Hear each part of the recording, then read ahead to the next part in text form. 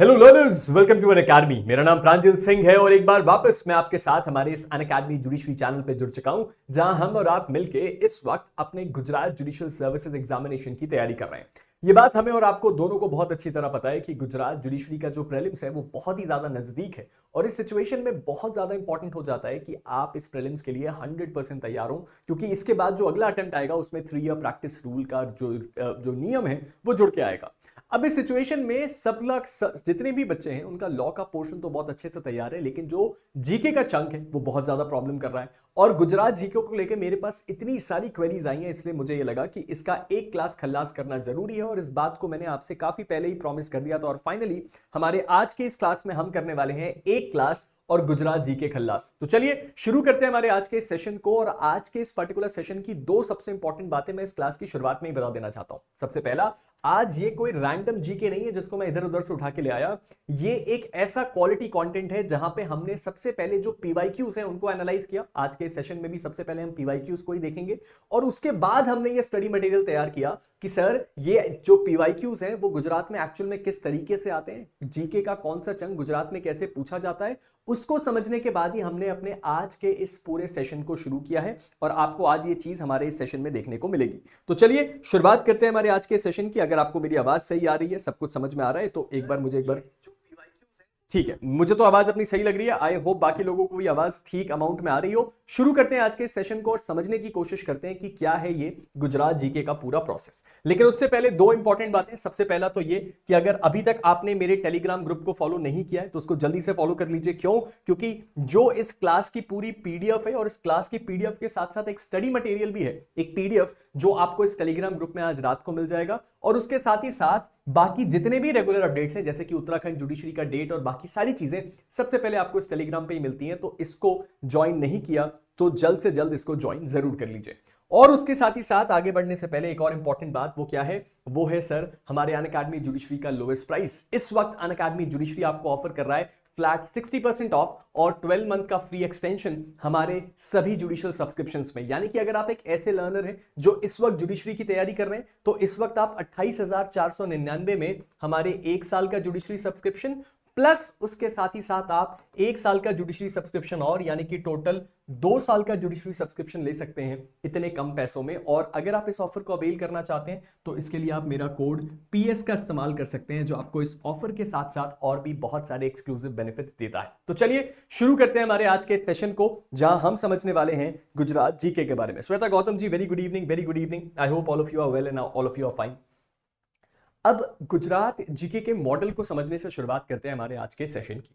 जो हमारा ये पर्टिकुलर सेशन है, इसमें हम बेसिकली गुजरात केवल जनरल नॉलेज को नहीं बल्कि उसके साथ साथ जीके का जो पूरा पार्ट सी है उसके अंदर जितने एरियाज हैं उसको कवर करने वाले हैं। यानी कि आज हम सबसे पहले जनरल नॉलेज को पढ़ेंगे, उसके बाद हम पढ़ेंगे इंग्लिश लैंग्वेज को, उसके बाद हम पढ़ेंगे टेस्ट ऑफ रीजनिंग को, उसके बाद हम पढ़ेंगे जो आपका न्यूमेरिकल और मेंटल एबिलिटी है, उसके बाद हम पढ़ेंगे बेसिक कंप्यूटर एप्लीकेशंस को भी। यानी कि ये टोटल 5 जो सिलेबस के सबसे इंपॉर्टेंट एलिमेंट्स या इकलौते एलिमेंट्स हैं, इन पांचों के पांचों एलिमेंट्स को आज हम बहुत अच्छी तरह पढ़ने वाले हैं। लेकिन मैं शुरुआत से ही आपको ये बता देता हूं कि इंग्लिश लैंग्वेज एक ऐसी चीज है जिसमें antonym, synonym, noun, pronoun, passage, fill in the blank आता है, जो कंप्लीटली पैसेज की चीज है। तो इसकी पीडीएफ आपको मेरे टेलीग्राम पे मिल जाएगी, लेकिन बाकी सारी चीजें हम यहां पे आपके साथ डिस्कस करने वाले हैं। अब दूसरी इंपॉर्टेंट बातें बहुत अच्छे से समझ लीजिए। यहां पे हम रैंडमली कुछ भी जीके, कुछ भी टेस्ट ऑफ रीजनिंग, कुछ भी मेंटल एबिलिटी, कुछ भी कंप्यूटर नॉलेज नहीं पढ़ेंगे। हमने सबसे पहले 3-4 साल के जो पीवाईक्यूज हैं उनके पैटर्न को देखा, समझा, जो अभी अगली स्लाइड आने वाली है उसमें, और उसके थ्रू हमने ये जज किया कि हमें एक्चुअल में क्या पढ़ना है। तो आज हम जो भी स्टडी मटेरियल पढ़ने वाले हैं, आज हम जो भी चीजों को रेफर करने वाले हैं, वो प्योरली कहां से आई है? वो प्योरली आई है हमारे जो पीवाईक्यूज है वहां से, यानी कि सिलेबस के बाहर और गुजरात के एग्जाम पैटर्न के बाहर का कुछ भी नहीं है। श्वेता जी, वेरी गुड इवनिंग। चलिए अब अगर हम इस सिलेबस को अच्छे से एनालाइज करने की कोशिश करें तो general knowledge, English language, test of reasoning, numerical ability, basic computer application, ये सारी चीजें और इसके अंदर बहुत सारी चीजें मेंशन होती हैं। अब प्रॉब्लम यहीं आके फंस जाती है। क्यों सर? सबसे बड़ी प्रॉब्लम यही है कि हम यहां पे कैसे इस बात को जज करें कि हमें कितनी चीजें पढ़नी है और कहां से और कैसे पढ़नी है। मेरे ख्याल से शायद आपका जो कैमरा है वो थोड़ा सा जो है क्या कर रहा है, थोड़ा सा जो डेटा है उससे कट रहा है। तो मैं अभी इसको तुरंत सही करवाता हूं, तब तक हम इस क्लास को कंटिन्यू करते हैं और अपनी चीजों को समझने की कोशिश करते हैं। लेकिन उससे पहले कुछ इंपॉर्टेंट चीजों पर ध्यान दीजिएगा। इंपॉर्टेंट चीजें जो आपको ध्यान देनी है वो क्या है? सबसे पहले ये है कि जब आप बात करते हैं गुजरात के जीके के बारे में, तो सबसे इंपॉर्टेंट और क्रूशियल चीज ये है कि क्वेश्चन जो हमसे पूछा जाता है उसका पैटर्न क्या है।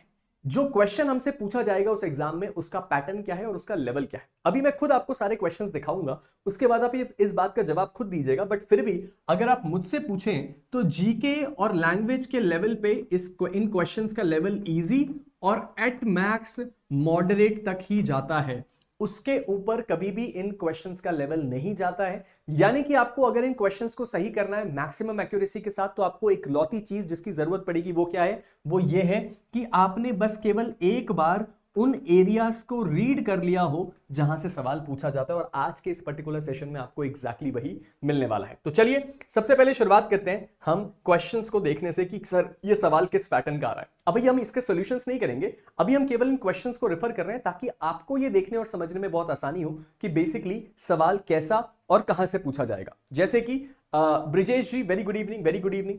जैसे कि इस सवाल को देखिए, यहां पे आपको केवल एक मिसिंग नंबर निकालना है सीक्वेंस से 1, 6, 15 क्वेश्चन मार्क 45, 66। अब इनमें से सही जवाब कौन सा होगा? इसका जवाब आज मैं जब मैथमेटिकल रीजनिंग को इसी क्लास में सॉल्व करूंगा तो उसका जवाब आपको जरूर दूंगा। इसके साथ अगर हम आगे जाएं तो महात्मा गांधी नेशनल आपका मरीन पार्क इनमें से कौन सी जगह पे लोकेटेड है? यानी कि महात्मा गांधी जी का जो मरीन पार्क है वो इनमें से कौन सी जगह लोकेटेड है, इसके बारे में भी आज हम क्या करने वाले हैं? पढ़ने वाले हैं।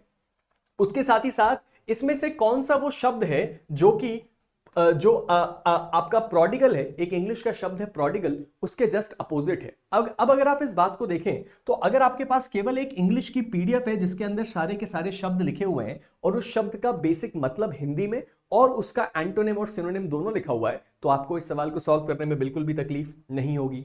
उसके साथ ही साथ यहां पे एक सवाल देखिए, ये रीजनिंग का सवाल है कि अगर अर्थ का कोड जो है वो QPMZS है, तो ये जो हार्ट है उसका कोड क्या बनेगा? अब आपको जो चीजें समझनी है वो हम आगे इस सेशन में आपको बहुत अच्छे से समझाते चलेंगे, लेकिन ये वो सारे के सारे PYQs हैं जीके के जो मैंने आपके लिए यहाँ लगा दिए हैं, जो आपको इंपॉर्टेंट चीजें समझाएंगे। अब कई लोगों का सवाल ये था कि सर हमें ये बताइए कि करंट अफेयर कैसे पढ़ें। अब देखो करंट अफेयर का जो सवाल है वो कैसा आ रहा है, Which country is to host the Summer Olympic in 2024? Summer Olympic 2024 इनमें से कौन सा देश होस्ट करने वाला है? यानी कि जो करंट अफेयर के भी सवाल हैं वो जुडिशरी लेवल वाले नहीं है। नॉर्मली हम देखते हैं कि सुप्रीम कोर्ट की लैंडमार्क रूलिंग कौन सी आई, या फिर इस महीने कौन कौन सी इंपॉर्टेंट कमीशन से रिपोर्ट्स बैठी, ऐसा कोई भी सवाल नहीं पूछा जाता। एक जनरल बेसिक जीके के सवाल हैं जो आपसे पूछे गए हैं। ये आपका जो नंबर वैल्यू का सिस्टम है। अब देखिए यहां पे एक सवाल है, वाटर जो है अपनी मैक्सिमम डेंसिटी इसमें से किस टेंपरेचर पे अटेन करता है? तो अब इसका जवाब क्या होगा? इसका जवाब भी हम देख सकते हैं, अभी हम आगे इसको रेफर करेंगे। अब इसके बाद क्या देख रहा है, एक और सवाल देखिए करंट अफेयर्स का है कि इस वक्त इंडिया का चीफ ऑफ डिफेंस स्टाफ कौन है? तो ये इस तरह के बेसिक जीके के क्वेश्चंस हैं जो आपको प्रिपेयर करने हैं, और इसको प्रिपेयर करने में ना ही आपका ज्यादा समय जाएगा ना ही ज्यादा मेहनत जाएगी। इस एक क्लास में हम इस पूरे के पूरे एरिया को क्या कर सकते हैं, इस पूरे के पूरे एरिया को कवर करवा सकते हैं। ठीक है, कैमरा सेट ही है अभी, चलो मैं एक बार मैं अभी मैसेज कर देता हूं, कोई एक जन आके कैमरे को भी सेट कर देगा। ठीक है, इसकी चिंता करने की जरूरत बिल्कुल भी नहीं है। चलो अब हम स्टार्ट करते हैं अपने आज के इस सेशन को और सारी की सारी चीजों को समझने की कोशिश करते हैं।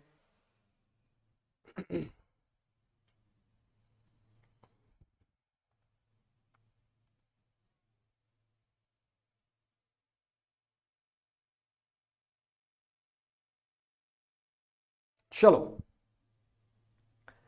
रेफर करते हैं और शुरू करते हैं अपने आज के इस क्लास को देखने और समझने से। तो हमने क्वेश्चंस इंपॉर्टेंट देख लिए, अब हमें इनका पढ़ना जरूरी है ताकि हम इनको कैसे एंटिसिपेट करें कि कौन सी चीज कहां पे कैसे पढ़नी है। ठीक है, चलो एक बार ध्यान से देखो और उसके बाद समझने की कोशिश करो कि क्या चीजें कैसे चलने वाली हैं। अभी हम इस वक्त जो पढ़ रहे हैं वो क्या है, सबसे पहला जो चंक हम कवर करेंगे वो है जनरल नॉलेज का। तो चलिए जनरल नॉलेज के इस चंक को पढ़ते हैं और समझने की कोशिश करते हैं कि हमें क्या क्या चीजें देखनी है और क्या क्या चीजें हमारे लिए इंपॉर्टेंट है। अगर आप इस जनरल नॉलेज को देखने की कोशिश करो तो मैं जानता हूं ये आपको पढ़ने में थोड़ा सा मुश्किल होगा क्योंकि बहुत छोटा छोटा लिखा हुआ है, लेकिन मैं लिख के बता देता हूं। हमने एक सवाल देखा था करंट अफेयर का, वो ये था कि इंडिया के present chief of defence staff कौन है, CDS, और उसके साथ ही साथ हमने क्या देखा कि इसकी वजह से जो तीनों के तीनों सर्विसेज हैं उनके चीफ्स काफी इंपॉर्टेंट हो जाते हैं। और इस बात को बिल्कुल भी मत भूलना कि ऑपरेशन सिंदूर के बाद तो ये जनरल नॉलेज का एक बहुत ही ज्यादा इंपॉर्टेंट एरिया बन जाता है, इसीलिए इस चीज को हम बिल्कुल भी मिस नहीं कर सकते। ठीक है, तो इस चीज को आप बिल्कुल अच्छे से नोटिस करना, आपको समझ में आ जाएगा। ये इधर से ना कट रहा है ना, तो आप इस चीज को एक बार ध्यान से देखना, आपको सारी की सारी चीजें बहुत अच्छे से समझ में आ जाएंगी। चलो, अब सबसे पहला जो हमें इंपॉर्टेंट फैक्टर देखना है वो कौन सा है कि सर जो चीफ ऑफ डिफेंस स्टाफ है वो कौन है। सिंपल सी बात है, अनिल चौहान नाम है उनका, मैं यहां नाम लिख देता हूं। ठीक है, अनिल चौहान जो है वो हाँ मतलब थोड़ा सा अभी भी ऊपर से कट रहा है, अगर हल्का सा ऊपर कर सकें उसको तो ठीक है। चलो बस एक सेकंड देना, बस कैमरा अभी सेट हो रहा है, उसके बाद हम आगे की चीजें आपके लिए सेट कर देंगे। हाँ ठीक है, कोई मैं उतना मैनेज कर दूंगा,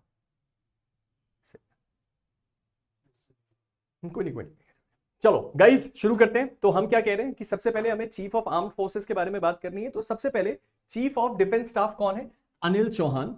उसके बाद चीफ ऑफ आर्मी स्टाफ कौन है?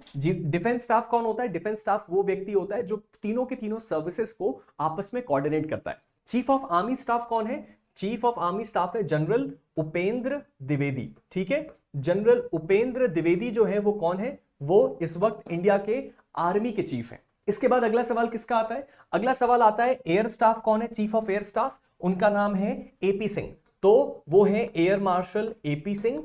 और उसके बाद आता है कि सर जो नेवी है, चीफ ऑफ नेवी स्टाफ कौन है? वो है दिनेश त्रिपाठी।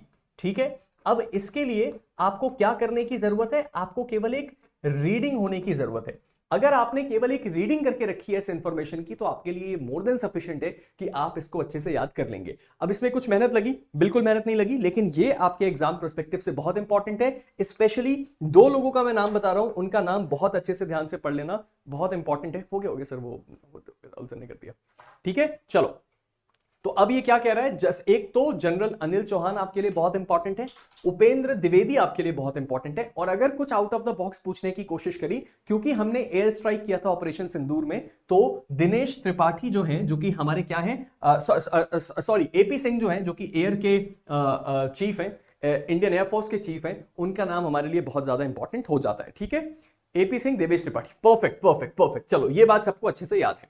अब एक और इंपॉर्टेंट बात है जो हमें अच्छे से पता होनी चाहिए। कुछ पीवाईक्यूज में देख के मुझे ऐसा समझ में आया कि शायद गवर्नर और चीफ मिनिस्टर्स के नाम भी हमारे लिए इंपॉर्टेंट है। चीफ मिनिस्टर का नाम तो आप सबको पता है, गुजरात के गवर्नर का नाम मैं अभी आगे बता दूंगा, लेकिन हमारे यहां पे जितने भी क्या है यूनियन टेरिटरीज हैं, उसमें कौन कौन लेफ्टिनेंट गवर्नर या एडमिनिस्ट्रेटर काम कर रहा है उसका नाम आपको पता होना चाहिए, ऐसा मुझे लगता है।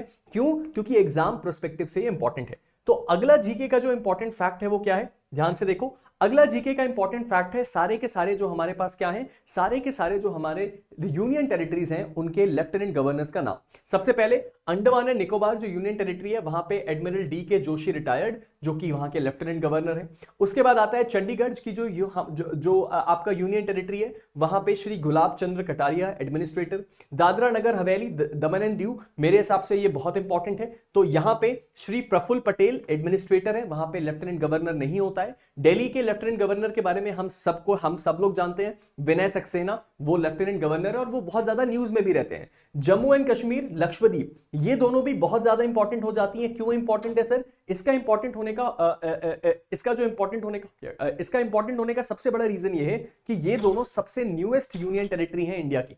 तो इंडिया की सबसे न्यूएस्ट जो यूनियन टेरिटरीज हैं उसमें से एक है जम्मू और कश्मीर और दूसरा है लक्षद्वीप। और जम्मू एंड कश्मीर के लेफ्टिनेंट गवर्नर कौन है? मनोज सिन्हा। और लक्षद्वीप के जो लेफ्टिनेंट गवर्नर है वो कौन है? प्रफुल्ल पटेल, जो कि वहां के एडमिनिस्ट्रेटर हैं। इसके बाद आता है पौंडीचेरी। पौंडीचेरी के हैं श्री के कैलाशनाथन, जो कि लेफ्टिनेंट गवर्नर है। और उसके बाद हमारे पास ये जो आखिरी का बचा है वो हम 1 मिनट आपको देख के बताते हैं। आखिरी हमारे पास बचा है कौन सा सर? आखिरी हमारे पास बचा है लद्दाख। लद्दाख के लिए हैं brigadier doctor Shri B D Mishra. ठीक है, तो मैंने लक्षद्वीप को यहां मार्क कर दिया, एक्चुअल में वो लद्दाख है। दो सबसे नए, जम्मू कश्मीर और लद्दाख। ठीक है, तो ये हमारे क्या है, सबसे इंपॉर्टेंट यूनियन टेरिटरीज हैं जिसके लेफ्टिनेंट गवर्नर्स का नाम हमें पता होना चाहिए। अगला जो नाम आता है हमारे पास वो आता है गुजरात का। गुजरात के जो गवर्नर है उनका नाम है श्री आचार्य देवव्रत। ठीक है, इस नाम को मुझे पता है बहुत सारे ऐसे लर्नर्स हैं जो गुजरात जुडिशरी को अटेम्प्ट कर रहे हैं जो कि बेसिकली गुजरात से नहीं है। ये चीज तो आपको बेसिकली पता ही होनी चाहिए। एक चीफ मिनिस्टर का नाम और एक गवर्नर का नाम, ये दो ऐसी इंफॉर्मेशन है जो आपको बाय डिफॉल्ट पता होनी चाहिए, इसको आप बिल्कुल भी मिस नहीं कर सकते। आगे बढ़ते हैं और चीजों को देखने की कोशिश करते हैं। अब जरा थोड़ा सा इंटरनेशनल चलते हैं, ठीक है। अब हम करंट अफेयर्स की बात कर रहे हैं, तो रीसेंट टाइम्स में जो इंपॉर्टेंट अवार्ड्स हैं हमारे देश में और दूसरे देशों में, वो किस किस को मिले उसका नाम भी ध्यान रखना, क्योंकि मैंने एक बात देखी है कि इंटरनेशनली भी कुछ ऐसी बेसिक सवाल गुजरात में के जीके में पूछे गए हैं। जैसे कि उन्होंने ये पूछ लिया कि भाई ये वाला गेम कहां हुआ था, ये वाला पर्टिकुलर अवार्ड कहां मिला था, ये वाला पर्टिकुलर अवार्ड किसको मिला था। तो इसलिए अवार्ड्स के नाम ध्यान से देखते जाना, ठीक है। मैं इसको थोड़ा सा आपके लिए सेट कर देता हूं ताकि आपको देखने और पढ़ने में थोड़ी सी आसानी हो जाए, ठीक है। चलो, अब आपको ये अच्छी तरीके से दिख रहा है। हमारे पास सबसे पहले आता है क्या, एल्बम ऑफ द ईयर। ग्रामी अवार्ड्स की हम बात कर रहे हैं, तो एल्बम ऑफ द ईयर में ग्रामी अवार्ड किसको मिला है, टेलर स्विफ्ट को मिला है। रिकॉर्ड ऑफ द ईयर किसको दिया गया है सर, मिली साइरस को दिया गया है। उसके बाद सॉन्ग ऑफ द ईयर का अवार्ड मिला है बिली एलिश को, और उसके साथ ही साथ प्रोड्यूसर ऑफ द ईयर का अवार्ड मिला है नॉन क्लासिकल जैक एंटोनॉफ को। अब इस परिस्थिति में आपके लिए ये पहले दो जो है ना, ये बहुत ज्यादा इंपॉर्टेंट हो जाते हैं। ये आज तक एग्जैक्टली ग्रामी अवार्ड के बारे में पूछा तो नहीं गया है, फाइल कट रही है इसीलिए मैं उसको, जय शाह जी बीएसए का वीडियो रेगुलरली सीरीज अभी चल रही है ना, एक क्लास खल्लास हमने उसका किया नहीं है। और श्वेता जी इसीलिए मैं देखिए इसको जूम कर दे रहा हूं ताकि आप लोगों को प्रॉब्लम ना हो, ठीक है।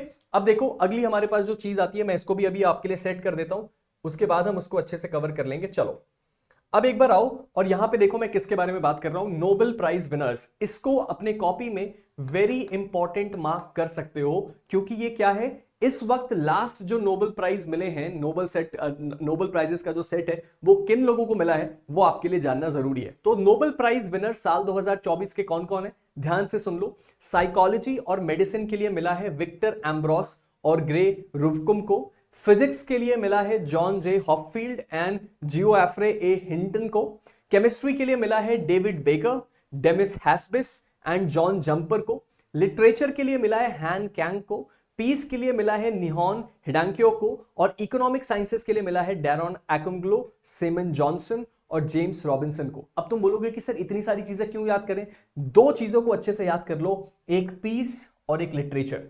कभी भी नोबेल प्राइजेस के बारे में पूछा जाता है तो मोस्टली सबसे ज्यादा बार अगर कुछ पूछा गया है तो नोबेल पीस प्राइज किसको मिला लास्ट, और दूसरा पूछा जाता है तो लिटरेचर के लिए। इसीलिए ये दो इंफॉर्मेशन आपके लिए ये बहुत ज्यादा ठीक है, ये दोनों इंफॉर्मेशन आपके लिए बहुत ज्यादा इंपॉर्टेंट है। चलिए आगे बढ़ते हैं और समझने की कोशिश करते हैं। अब मैं यहां पे केवल नाम लिख रहा हूं, उन नामों को आप देखते जाना, इसके चक्कर में बॉदर होने की जरूरत नहीं है। ये बहुत सारी ऐसी चीजें हैं जो यहां पे लिख दी गई हैं, हम आपके लिए एकदम क्रक्स में बता देते हैं। सर मैं जो नाम लिखते जा रहा हूं उसको देखते जाना, आपके लिए बहुत ज्यादा इंपॉर्टेंट है। सबसे पहला नाम है कर्पूरी ठाकुर, दूसरा नाम है एलके अडवाणी जिनको हम सब जानते हैं। तीसरा नाम क्या है, तीसरा नाम है पीवी नरसिम्हा राव।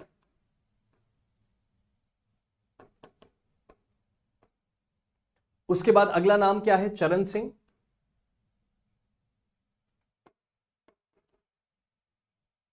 और उसके बाद अगला नाम क्या है, एम एस स्वामीनाथन।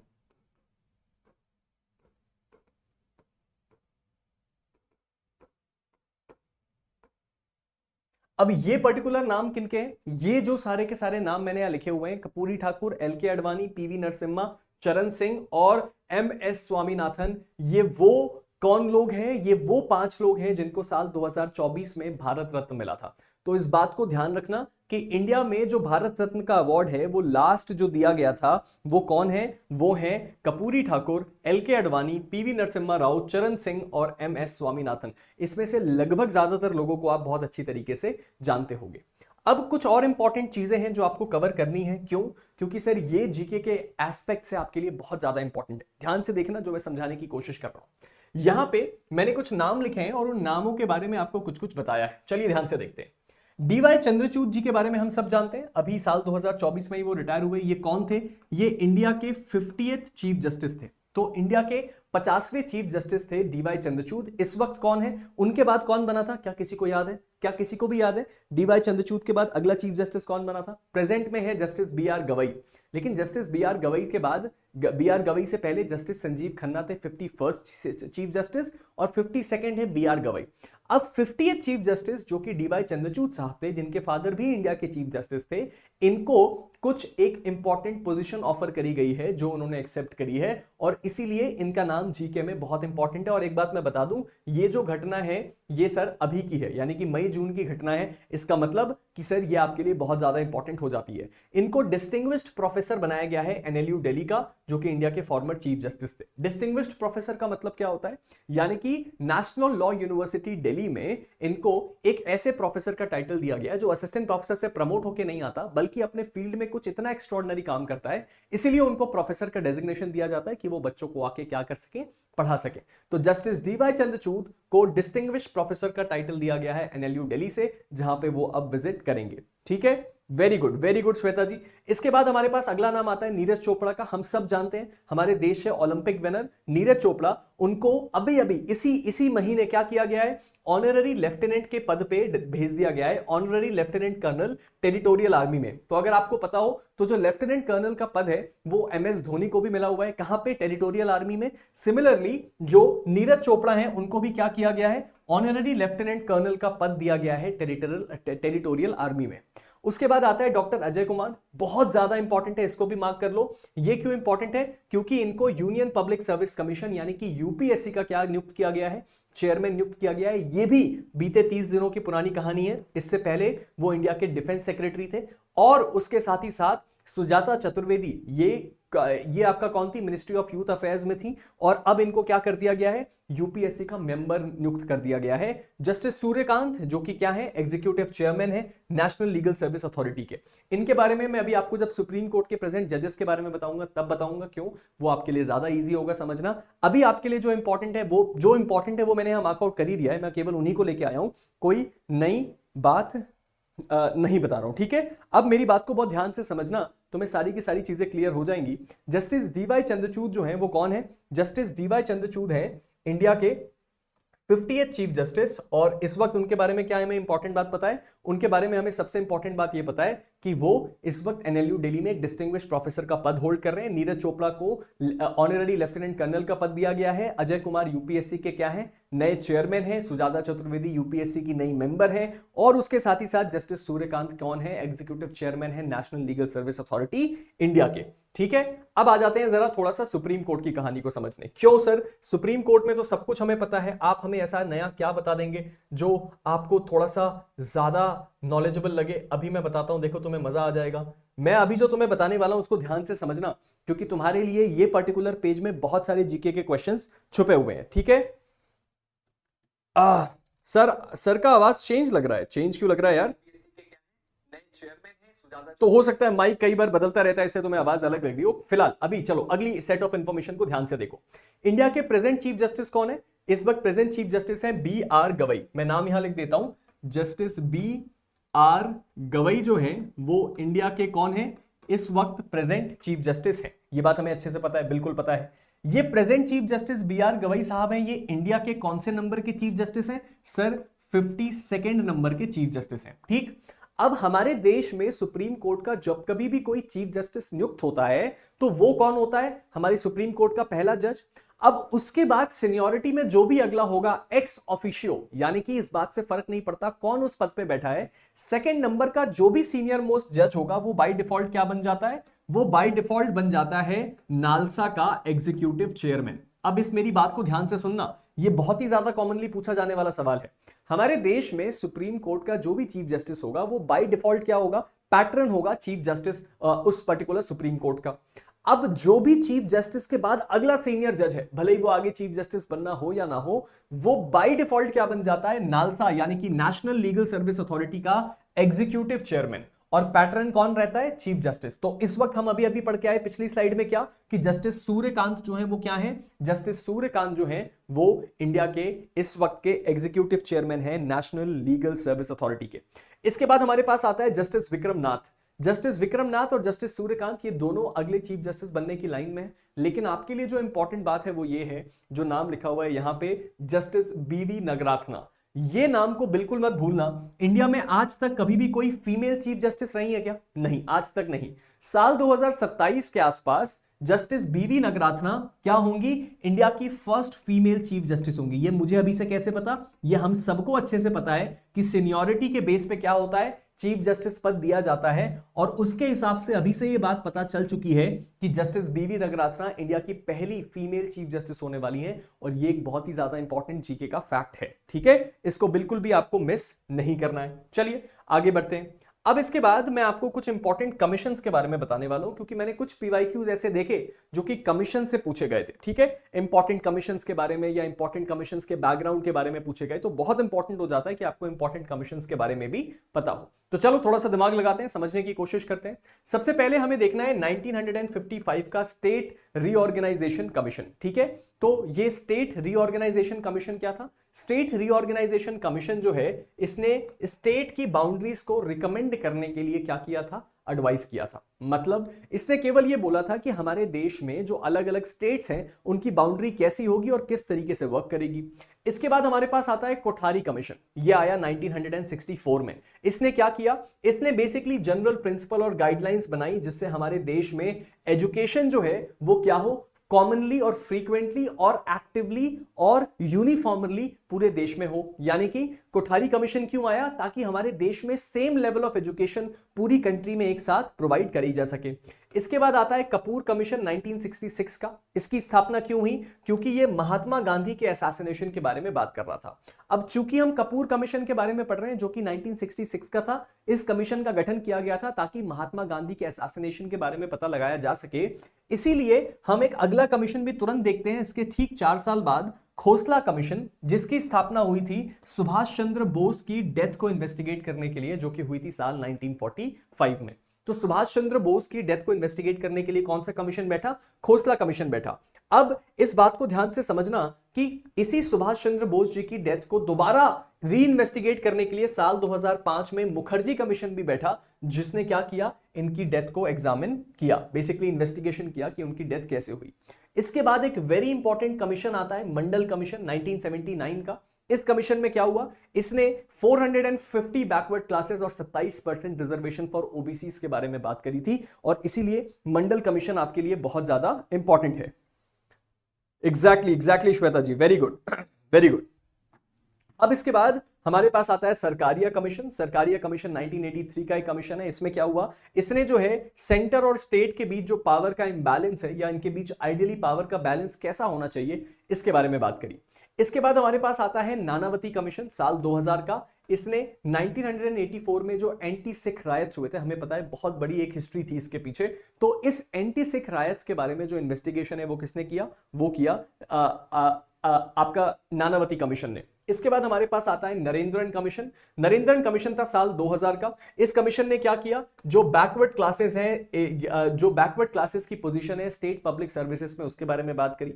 फिर उसके बाद हमारे पास आता है national commission to review the working of the constitution. नाम से ही क्लियर है इस कमीशन की स्थापना क्यों करी गई थी। इस कमीशन का वर्किंग इसलिए था ताकि ये हमारे कॉन्स्टिट्यूशन की जो वर्किंग है उसके बारे में बात करे, साथ ही साथ electoral laws, national judicial commission ताकि अपॉइंटमेंट ऑफ जजेस हो पाए, एनजेएसी जो आगे जाके बना, इन सारी चीजों के बारे में डिस्कशन यहां हुआ था। इसके बाद हमारे पास आता है Nanavati Mehta commission, again very important commission, जिसने गोधरा ट्रेन बर्निंग इंसिडेंट जो था ना, जो कि साल 2002 में हुआ था, इसकी इन्वेस्टिगेशन को पूरा का पूरा इस कमीशन ने हैंडल किया था। इसके बाद आता है commission on religious and linguistic minorities, नाम से ही क्लियर है, 2004 का। लिब्रान कमीशन 1992 का था, जिसने क्या किया था सर? बाबरी मस्जिद का जो डिस्ट्रक्शन हुआ था उसको इन्वेस्टिगेट किया था। और 1977 का शाह कमीशन क्या था? वो जो भी इंडियन इमरजेंसी के दौरान जो भी एक्सेसिव पावर का इस्तेमाल किया गया था उसको इन्वेस्टिगेट किया था। ठीक है, तो ये इंपॉर्टेंट कमीशंस हैं जिनके बारे में आपको इंपॉर्टेंटली पढ़ना है। अब मैंने इस बात को भी नोटिस किया कि गुजरात जीके जो आ रहा है जुडिशरी एग्जाम में, उसके पीवाईक्यूज को पढ़ के समझ में आया कि वो इंपॉर्टेंट पीपल के बारे में भी बहुत पूछते हैं। जैसे लास्ट ईयर जो लास्ट ही पेपर हुआ था उसमें एक सवाल था कि इंडिया के अटॉर्नी जनरल कौन है। अरे भाई इतना आसान सवाल, लेकिन देखो अगर किसी को नहीं पता है तो उसको कितना रिग्रेट होगा कि हम ये मिस कर गए। तो अब लास्ट ईयर चूंकि ऑलरेडी अटॉर्नी जनरल पूछ लिया है, तो इस बार अगर उसको पूछना भी होगा तो अटॉर्नी जनरल तो नहीं पूछ सकता। तो चलो समझते हैं। इंडिया के जो लॉ मिनिस्टर है इस वक्त वो कौन है? इस वक्त इंडिया के जो लॉ मिनिस्टर हैं वो कौन है? उनका नाम है अर्जुन राम मेघवाल। ठीक है, लॉ मिनिस्टर ऑफ इंडिया, इनका नाम बिल्कुल मत भूलना, तुम्हारे लिए बहुत इंपॉर्टेंट है, श्री अर्जुन राम मेघवाल। उसके साथ ही साथ श्री अंजू राठी राणा, वो कौन है? वो इस वक्त इंडिया की लॉ सेक्रेटरी हैं। ये नाम भी आपके लिए बहुत ज्यादा इंपॉर्टेंट है। क्यों? क्योंकि ये एक अनयूजुअल फैक्ट है जिसको बहुत सारे लोग प्रिपेयर नहीं करते हैं, क्योंकि बुक्स में नहीं दिया होता, क्योंकि बुक्स स्पेशली लीगल जीके के लिए नहीं बनी है। तो इसीलिए आपको ये बात ध्यान रखनी है कि अर्जुन राम मेघवाल जो है वो कौन है? वो सर लॉ मिनिस्टर हैं। और इन्हीं के नाम में अगर थोड़ा सा हमने क्या कर दिया, अगर हमने थोड़ा सा जो है आर को हटा के एन आर की जगह रख दिया तो हम लॉ सेक्रेटरी का नाम बना सकते हैं। ऐसे तुम याद कर सकते हो। ठीक है, इसको बिल्कुल भी मत भूलना। इसके बाद अब एक सवाल आया था लास्ट ईयर, ये उसी का जवाब है कि इस वक्त इंडिया का अटॉर्नी जनरल कौन है? उनका नाम है आर वेंकट रमानी। इस वक्त इंडिया के जो कौन है? अटॉर्नी जनरल है। और इसी के साथ साथ अगला फैक्ट याद कर लो, इंडिया के सॉलिसिटर जनरल कौन है? तुषार मेहता। ठीक है, वेरी इंपॉर्टेंट फॉर एग्जाम्स। ये दोनों के दोनों फैक्ट आपके एग्जाम में बहुत ज्यादा इंपॉर्टेंट है। तो आर वेंकट रमानी, तुषार मेहता, अर्जुन राम मेघवाल और अंजू जो है आपके पूरा नाम क्या है? अंजू राठी राणा जो है आपके, ये लॉ सेक्रेटरी हैं, लॉ मिनिस्टर हैं, तो सॉलिसिटर जनरल हैं और इंडिया के अटॉर्नी जनरल हैं। और इन फैक्ट्स को आपको बिल्कुल भी अच्छे से नहीं बोलना है। ठीक है, yes yes yes yes, very good very good very good. अब हम आगे बढ़ते हैं और इंपॉर्टेंट चीजों को समझने की कोशिश करते हैं। अब एक और मैंने पीवाईक्यू देखा जिसमें हमने ये देखा कि साउथ इंडिया के जो स्टेट्स है ना, उससे कुछ पीवाईक्यूज पूछे गए जहां पे ये पूछा गया कि एक बात बताओ, इस पर्टिकुलर स्टेट का फोक डांस क्या है? इस पर्टिकुलर स्टेट का या ये फोक डांस इनमें से कौन से स्टेट का है? या फिर ये पॉपुलर फूड आइटम कहाँ का है? यानी कि स्टेट स्पेसिफिक जो क्वेश्चंस होते हैं ना, वो भी पूछे गए हैं गुजरात जुडिशरी में। तो उसके लिए हम इस स्लाइड में कुछ इंपॉर्टेंट चीजों को मार्कआउट करेंगे। ठीक है, चलो ध्यान से देखते हैं। सबसे पहले हमसे क्या पूछा गया है? भरतनाट्यम। भरतनाट्यम के बारे में क्या बोला गया है कि सर भरतनाट्यम कहाँ का डांस है? भरतनाट्यम तमिलनाडु का डांस है। कथक, कथक कहाँ का है सर? उत्तर प्रदेश का है। कुचिपुड़ी कहाँ का है सर? कुचिपुड़ी आंध्र प्रदेश का है। ओडिसी कहाँ का है सर? उड़ीसा का है। कथकली कहाँ का है सर? केरला का है। अब ध्यान रखना, कथक और कथकली दोनों अलग चीजें हैं। उसके बाद आपका सत्रिया कहाँ का है? असम का है। मणिपुरी कहाँ का है? मणिपुर का है। और उसके बाद मोहियत्तम कहाँ का है? केरला का है। आई होप आपको ये बात अच्छे से समझ में आ रही है।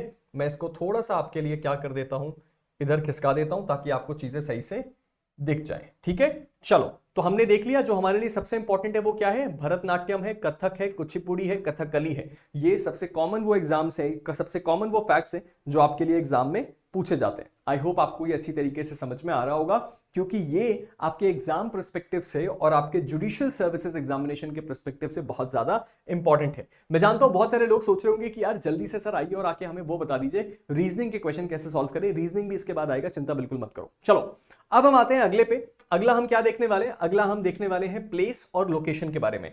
कुछ सवाल मुझे ऐसे भी देखने को मिले जो आपसे प्लेसेस और लोकेशन की नॉलेज को ले रहे थे, यानी कि वो आपसे ये पूछ रहे थे कि भैया क्या तुम्हें ये बात पता है कि ये वाली चीज कहां पे? जैसे एक सवाल आया था कि महात्मा गांधी पार्क कहां पे, मरीन पार्क कहां पे। अब इसका मतलब क्या है? इंपॉर्टेंट प्लेसेस, और इंपॉर्टेंट प्लेसेस कहां पे दी गई हैं उनके बारे में सवाल बहुत कॉमनली पूछा जा रहा है। तो चलो फटाफट देख लेते हैं। सर जो ताजमहल है वो कहां है? आगरा में, हम सबको पता है। कुतुब मीनार कहां है? दिल्ली में, हम सबको पता है। रेड फोर्ट कहां है? लाल किला, दिल्ली में, हम सबको पता है। गोल्डन टेंपल अमृतसर में, हम सबको पता है। अजंता की केव्स कहां पे है? औरंगाबाद महाराष्ट्र। ध्यान रखना ये इंपॉर्टेंट बात है।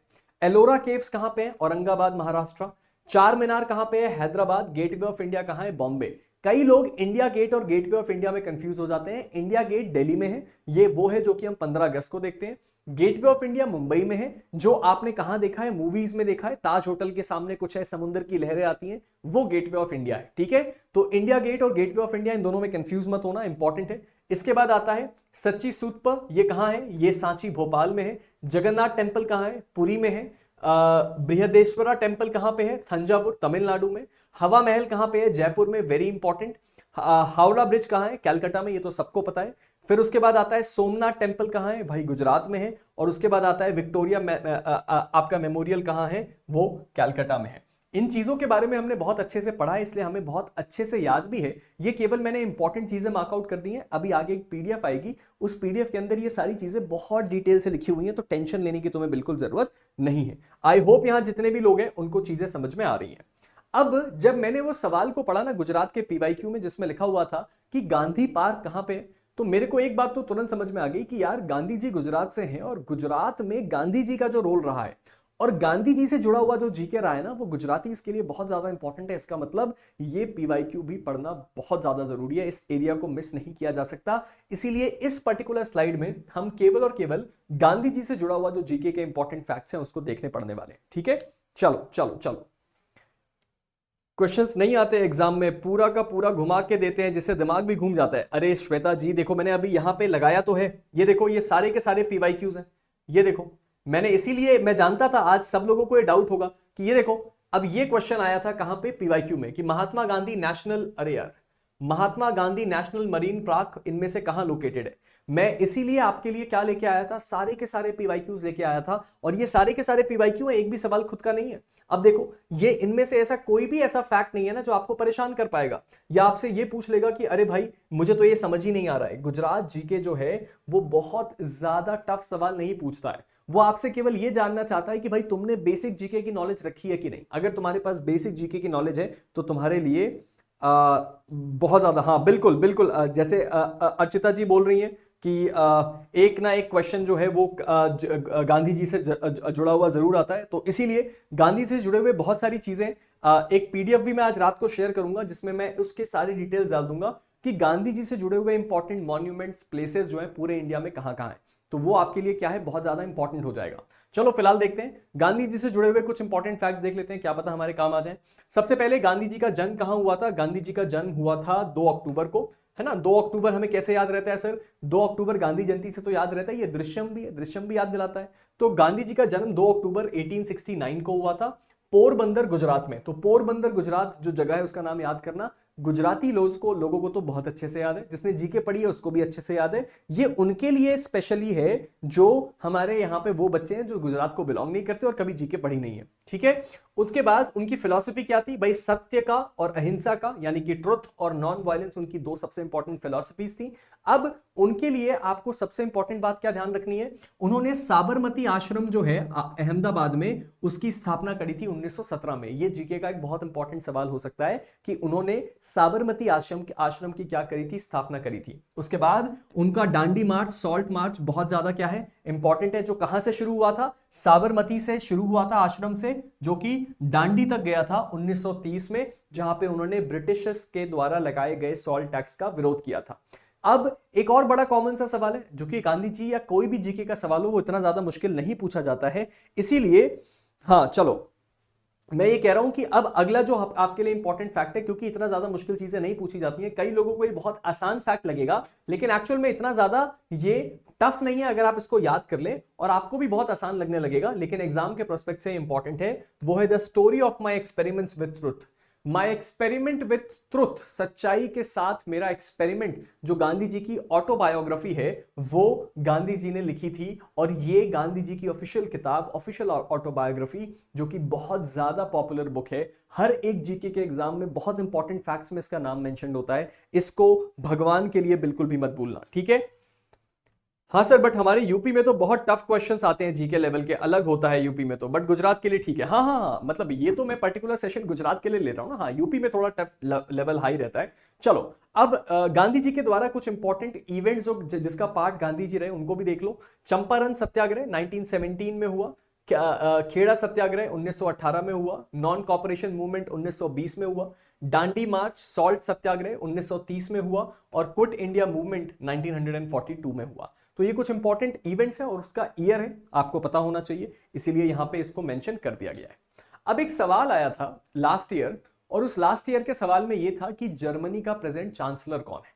अब इस सवाल को पढ़ते ही मुझे तुरंत समझ में आ गया कि भाई इस साल भी पूरी संभावना है कि इंपॉर्टेंट वर्ल्ड लीडर्स के नाम आपको पता होने चाहिए। इंपॉर्टेंट वर्ल्ड लीडर्स के नाम आप लोगों को पता है, तो यहां पे सारे वर्ल्ड लीडर्स का नाम नहीं है, जितने भी इंपॉर्टेंट वर्ल्ड लीडर्स हैं उनका नाम लिखा हुआ है। जैसे कि जर्मनी, सबसे पहले मैंने क्या लिख दिया भाई, मैंने सबसे पहले जर्मनी का ही नाम लिख दिया। उस समय कोई और थी, अब वो बदल गए हैं। तो जर्मनी के प्रेसिडेंट कौन है? फ्रैंक वॉल्टर हैं। लेकिन सबसे ज्यादा इंपॉर्टेंट कौन है? जर्मनी का चांसलर। तो मैंने चांसलर यहां पे मेंशन कर दिया, इसको बिल्कुल मत भूलना, क्योंकि यहां पे आपके लिए एग्जाम प्रोस्पेक्ट से यही इंपॉर्टेंट है। ठीक है, जो इंपॉर्टेंट है केवल उतना ही बताया गया है दोस्तों, इसलिए इसका ध्यान रखना। ठीक है, तो जर्मनी जो है, जर्मनी के जो चांसलर हैं उनका नाम क्या है? चांसलर है फेडरिक। अरे यार, हाँ, जर्मनी के जो चांसलर हैं उनका नाम है फेडरिक, बिल्कुल भी मत भूलना।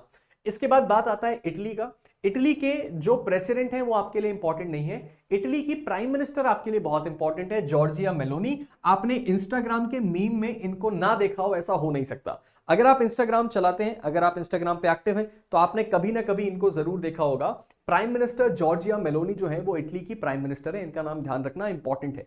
इसके बाद आता है जापान। जापान के जो एम्परर हैं वो हैं नोरितो, इंपॉर्टेंट नहीं है। लेकिन जापान के प्राइम मिनिस्टर आपके लिए कौन है? बहुत ज्यादा इंपॉर्टेंट है, शिगेरू इशिबा।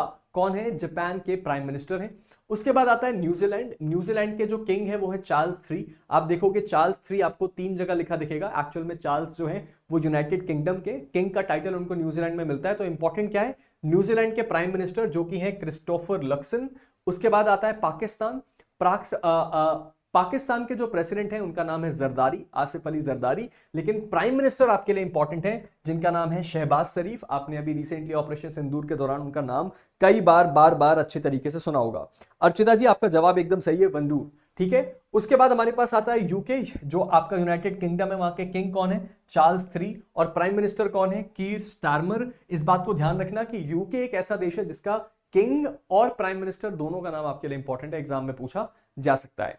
इसके बाद आता है अमेरिका। अमेरिका में हम सबको पता है प्रेसिडेंट कौन है? Donald Trump. और यहां पे कोई प्राइम मिनिस्टर नहीं होता, लेकिन वाइस प्रेसिडेंट का जेडी वांस का नाम तुम चाहो तो याद कर सकते हो। जेडी वांस वहां पे कौन है? वाइस प्रेसिडेंट है। लेकिन प्रेसिडेंट अपने आप में इतने वायरल हैं तो इसीलिए प्रेसिडेंट डोनाल्ड ट्रंप का नाम इंपॉर्टेंट है। चाइना में हम सबको पता है शी जिनपिंग, तीसरे टेनवर में। और कनाडा में भी किंग चार्ल्स III आते हैं, लेकिन प्राइम मिनिस्टर का नाम ध्यान रखना, मार्क कार्ने जो है इस वक्त कनाडा के प्राइम मिनिस्टर है। ठीक है, तो ये सर नेटवर्क गया नहीं यार, मेरे में तो लाइव एकदम बढ़िया चल रहा है।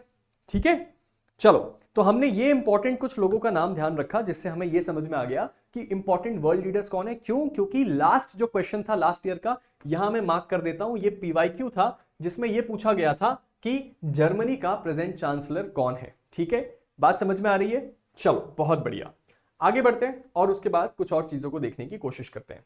अब मैंने गुजरात जीके में एक और इंपॉर्टेंट चीज देखी कि वहां पे इंपॉर्टेंट लीगल मैक्सिम भी लगभग पूछ लिया जाता है हर साल।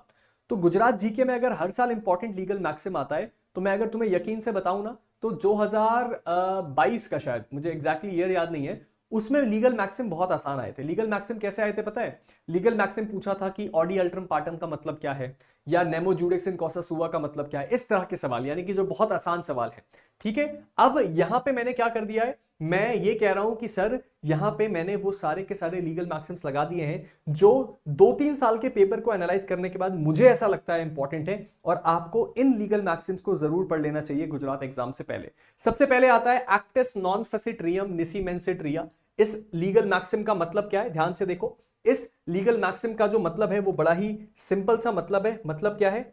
एक सेकंड रुकना, जिसको मैं सही कर दूं। हाँ, इसका मतलब क्या है कि कभी भी किसी व्यक्ति का एक्ट उसको गिल्टी नहीं बनाता जब तक उसका गिल्टी माइंड ना हो। तो यहां पे इंपॉर्टेंट क्या है? मेंसरिया, जो कहता है कि अगर एक व्यक्ति का माइंड गिल्टी है तभी उस व्यक्ति को गिल्टी ठहराया जा सकता है। इसके बाद अगला हमारे पास आता है ऑडी अल्ट्रम पार्टम। ये क्या है? एक PYQ है, ये गुजरात जुडिशरी में पूछा गया है। वो क्या कहता है कि सर कभी भी किसी व्यक्ति को अनहर्ड कंडेम नहीं किया जा सकता, यानी कि जब तक आप किसी व्यक्ति का पक्ष सुन ना लें, उसकी दलीलों को सुन ना लें, तब तक आप कभी भी उसको किसी गलत काम की सजा नहीं दे सकते।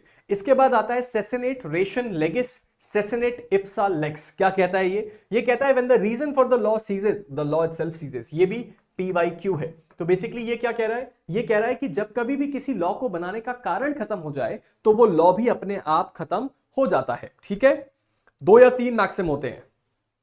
Yes yes yes, very good Tilak Karki ji. जो इस वक्त जेडी वांस हैं, वो जो अमेरिका के इस वक्त के वाइस प्रेसिडेंट है, वो रिसेंटली कब आए थे, इंडिया आए थे। और इंडिया में वो कब आए थे, जब ऑपरेशन सिंदूर होने वाला था, यानी कि जब वो पहलगाम अटैक हुआ था ना, तब जेडी वांस इंडिया में ही थे। इसीलिए जेडी वांस का नाम भी ध्यान रखना, जो कि वाइस प्रेसिडेंट ऑफ अमेरिका है। ठीक है, वेरी गुड। 2 या 3 मैक्सिम होते हैं, करेक्ट, 2 या 3 मैक्सिम होते हैं, मिनिमम एक मैक्सिम तो आएगा ही। और एक मैक्सिम मुझे ऐसा लगता है कि इनमें से कोई ना कोई एक आ सकता है, क्योंकि ये इंपॉर्टेंट मैक्सिम्स हैं, क्योंकि बाकी सारे मैक्सिम्स बहुत ज्यादा वीक हो जाते हैं। ये मैक्सिम ऐसे हैं जो आपको कंफ्यूज कर सकते हैं। चलो, तो सेसिनेट रेशन लेगिस, सेसिनेट इप्सा लेक्स, ये इसका मतलब ये है कि जिस कानून को जिस इंटेंशन के साथ बनाया गया था, अगर वो रीजन, वो इंटेंशन, वो वजह ही खत्म हो गई, तो उस कानून को भी रखने की कोई जरूरत नहीं है। इसके बाद हमारे पास आता है ओबी जस इबी रिमीडियम। पूरा का पूरा टॉर्ट्स लॉ इसी के ऊपर बेस है। क्या कहता है, जहां कहीं पे भी किसी व्यक्ति का क्या है, कोई राइट है, वहां उसकी रेमेडी है। यानी कि अगर मेरे पास कोई लीगल अधिकार दिया गया है और उस लीगल अधिकार का हनन हो जाए, तो मेरे पास ये बाय डिफॉल्ट अधिकार रहेगा कि मैं कोई रेमेडी क्लेम कर सकता हूं। पूरा का पूरा जो टॉर्ट्स लॉ है वो इसी प्रिंसिपल, इसी लीगल मैक्सिम के ऊपर बेस्ड है। चलो आगे देखते हैं, इग्नोरेंशिया जूरिस नॉन एक्सक्यूजेड। ये क्या कहता है कि भाई इग्नोरेंस ऑफ लॉ कभी भी एक्सक्यूज नहीं होता। जूरिस का मतलब क्या होता है, लॉ। नॉन एक्सक्यूजेड का मतलब क्या है कि सर आपको हम माफ नहीं करेंगे, कोई एक्सक्यूज नहीं है। एक्सक्यूजेड, एक्सक्यूज, इसका मतलब क्या होता है, इसका मतलब ये होता है कि कभी कोई व्यक्ति ये बोले कि मैंने इग्नोरेंस ऑफ फैक्ट किया, मुझे ये बात का ध्यान नहीं था, मैं ये बात मेरी नॉलेज में नहीं थी कि ये पर्टिकुलर मोबाइल इस सामने वाले को बिलोंग करता था। ये हमारे कानून में एक्सेप्टेबल हो सकता है। लेकिन कोई व्यक्ति ये बोले कि मुझे नहीं पता था इस देश में चोरी इलीगल है, तो भाई ये क्या है, इग्नोरेंस ऑफ लॉ है। तो इसीलिए इस पर्टिकुलर मैक्सिम को अच्छे से याद कर लेना इंपॉर्टेंट है कि भाई अगर आप लॉ को इग्नोर करते हैं तो वो कभी भी माफी के योग्य नहीं होता। ठीक है, ठीक है, ठीक। कश Patel, director of FBI USA, correct, correct बात है तिलक, करेक्ट बात है तिलक। चलो, इसके बाद आता है नेमो डेबिट एसे जुडेक्स इन प्रपोर्शिया कॉसा। ये कहता है no one should be the जज ऑफ हिज ओन कॉज। तो नेमो जुडेक्स इन कॉसा सुआ के नाम से भी इसको जाना जाता है। बेसिकली ये क्या कहता है, ये कहता है कि कभी भी कोई व्यक्ति अपने खुद के रीजन का जज नहीं हो सकता। इसका मतलब अगर मेरा कोई केस है तो वो मेरे फैमिली का कोई या मैं खुद नहीं सुन सकता, क्योंकि मैं पार्शियल हो जाऊंगा। इसके बाद आता है रेस इप्सा लिक्विटर। इसका मतलब क्या क्या होता है कि the things speak for itself, यानी कि चीजें अपने पक्ष में खुद बोलती हैं। उसके बाद फिएट जस्टिटा रुएट कॉलम, इसका मतलब क्या है, लेट जस्टिस बी डन दो द हेवेंस फॉल। ठीक है, ये हमारे लिए बहुत ज्यादा इंपॉर्टेंट नहीं है। वॉलंटरी नॉन फिट इंजुरिया बहुत ज्यादा इंपॉर्टेंट है। No injuries done to a willing person. इसका मतलब क्या होता है, अगर कभी सामने वाले विक्टिम ने खुद से ही कंसेंट किया था कि मुझे इंजुरी दो और उसको इंजुरी हो गई, तो इसका मतलब कोई इंजुरी नहीं हुई है। मैंने ही सामने वाले को बोला कि यार एक काम कर, ये मेरे सिर पे एक सेब रखा है, इसको बंदूक से गोली मार। अब वो गोली मेरे सिर को छूते हुए निकल गई और मुझे इंजुरी हो गई, तो वो सामने वाला जो प्रिंसिपल है वो क्या लगाएगा, वॉलंटरी नॉन फिट इंजुरिया, क्योंकि मैंने सामने से कंसेंट किया था कि भाई तुम एक ऐसा काम करो जिससे क्या हो जाए, मुझे ये इंजुरी हो जाए। उसके बाद हमारे पास क्या आता है सर, आखिरी में एक लीगल मैक्सिम है जिसको हम यहां पे देख लेते हैं, जिसका नाम क्या है, सालिस पॉली सुप्रीमा लेक्स, the welfare of the people is the supreme law. यानी कि किसी भी देश में जो लोगों की भलाई है वो सबसे ऊपर कानून है, उसके ऊपर और कुछ भी नहीं है। यानी कि लोगों की भलाई करना सबसे इंपॉर्टेंट और सबसे ज्यादा बेसिक काम है। चलो, अब एक सवाल आया था गुजरात जुडिशरी में, तो मैंने इसलिए प्लैनेट्स के बारे में और इक्लिप्सेस के बारे में भी इंफॉर्मेशन यहां लगा ली। एक सवाल आया था गुजरात जुडिशरी में जहां पूछा गया कि सोलर इक्लिप्स इनमें से क्या होता है। अब कई लोगों का वो सवाल गलत हो गया, क्योंकि उनको यही समझ नहीं आ रहा था कि सोलर इक्लिप्स का मतलब क्या होता है।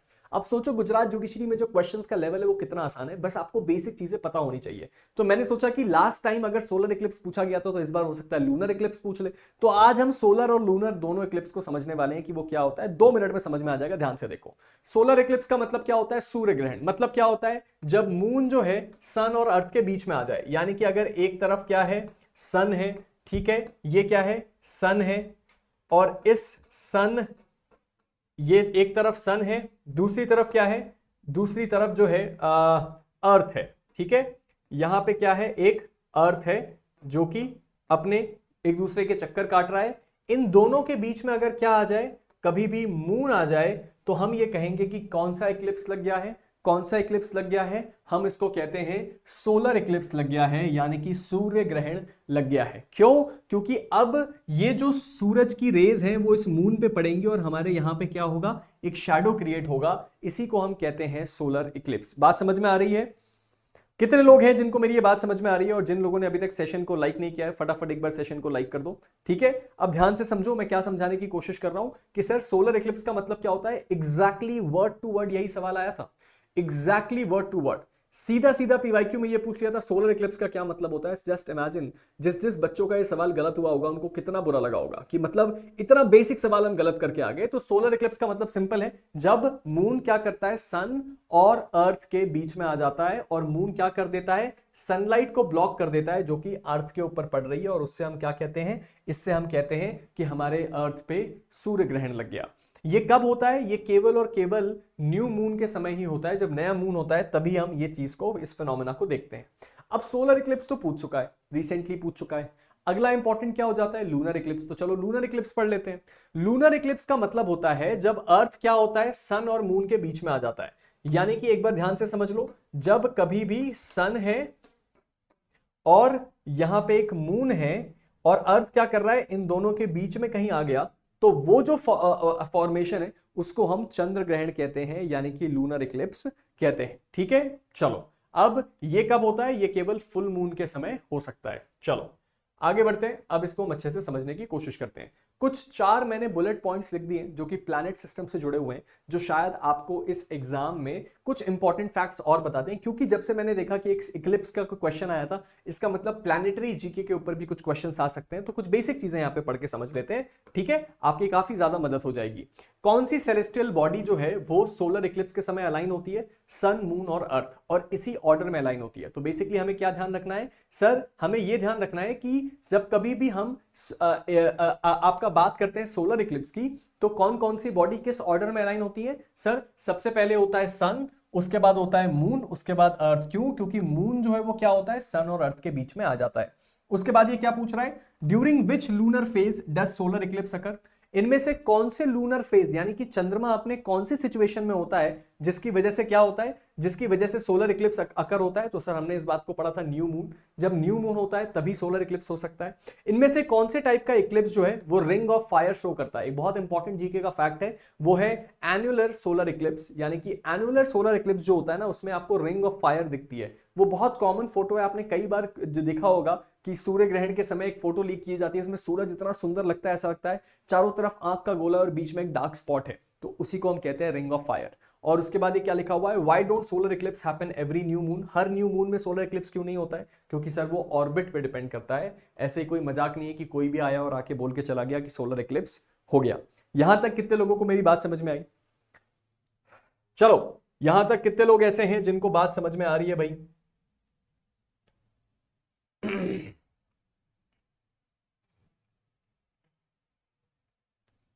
परफेक्ट, अब हम आगे बढ़ते हैं और बाकी इंपॉर्टेंट चीजों को देखने की कोशिश करते हैं। हम बात कर रहे हैं सबसे पहले तो जेम्स प्रिंसेप की। अब ये कौन लोग हैं सर, ध्यान से देख लो सर, ये वो लोग हैं ना जो आपके लिए बहुत ज्यादा इंपॉर्टेंट चीजें बताएंगे। एक सवाल आया था गुजरात जीके का पीवाईक्यू की इंडियन आर्कियोलॉजी के फादर किसको कहा गया। तो इसलिए मैंने कहा कि भाई अगर आर्कियोलॉजी भी इंपॉर्टेंट है तो आर्कियोलॉजी से जुड़े हुए कुछ जीके के फैक्ट्स को पढ़ लेते हैं, शायद हमारे लिए चीजें आसान हो जाएं। ठीक है सर, छत्तीसगढ़ जीके का वीडियो कब आएगा प्लीज बताएं सर। धितेंद्र टंडन जी, आपका छत्तीसगढ़ जीके का वीडियो बहुत जल्दी आ जाएगा, ठीक है, चिंता बिल्कुल मत करिए। चलो परफेक्ट परफेक्ट परफेक्ट।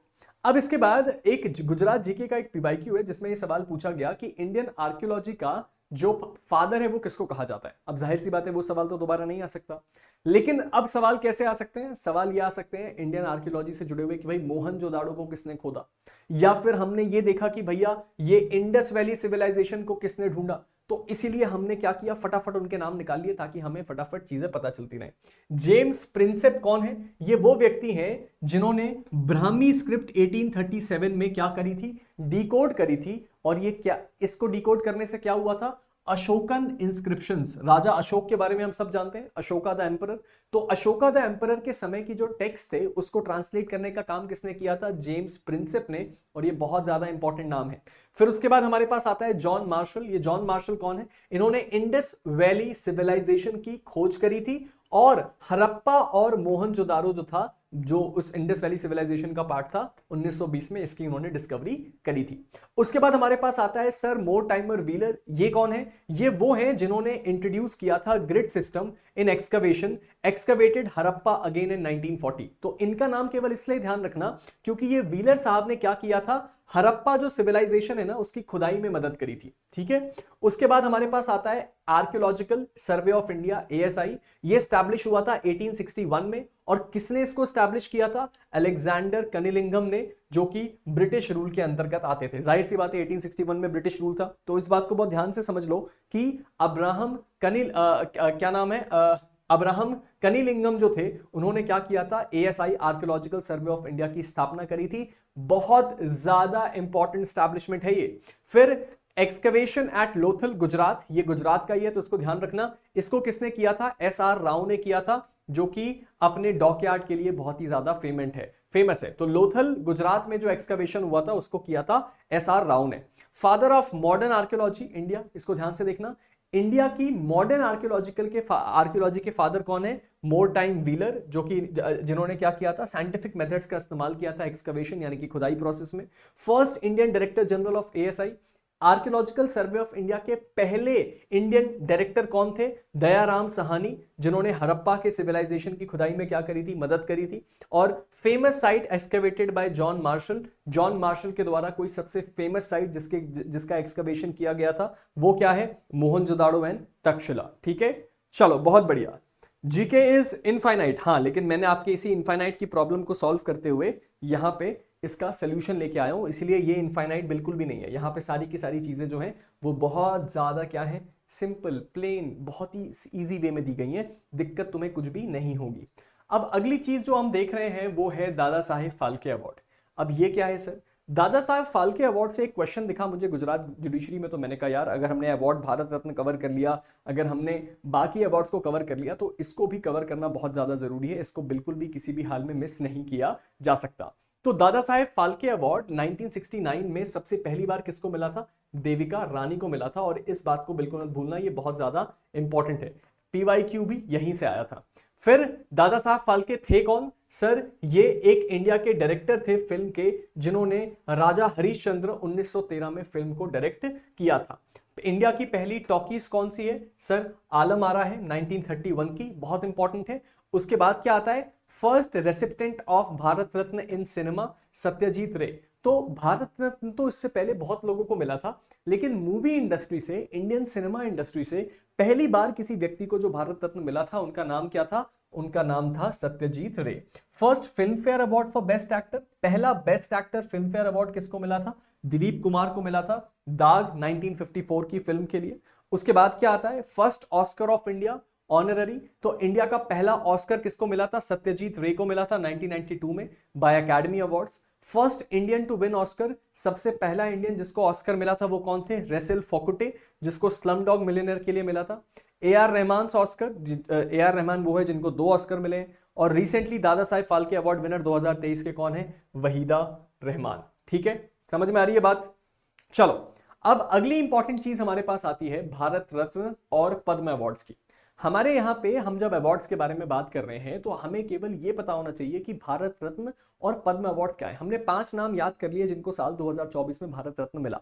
अब अगली इंपॉर्टेंट चीज ये है कि हमें ये पता होना चाहिए कि हमारे देश में पद्म और भारत रत्न के जो अवार्ड्स हैं वो किसको दिए जाते हैं और कैसे दिए जाते हैं। अगर हमें ये अच्छे से नहीं पता है तो मामला गड़बड़ा जाएगा। चलो ध्यान से देखो, हमारे देश में किसी भी सिविलियन को मिलने वाला सबसे हाईएस्ट अवार्ड जो है वो भारत रत्न है। ठीक है, तो फर्स्ट रैंक पे कौन सा आता है? भारत रत्न का अवार्ड। इससे ऊपर हमारे देश में कोई भी और अवार्ड नहीं होता है। तो इसको आप ध्यान रखना। अगर आपसे गुजरात जुडिशरी के पीवाईक्यू में पूछ लिया जाए कि इंडिया का हाईएस्ट सिविलियन अवार्ड कौन सा है, पद्म विभूषण, पद्म भूषण, भारत रत्न, पद्मश्री, तो उसका सही जवाब होगा option number C, Bharat Ratna.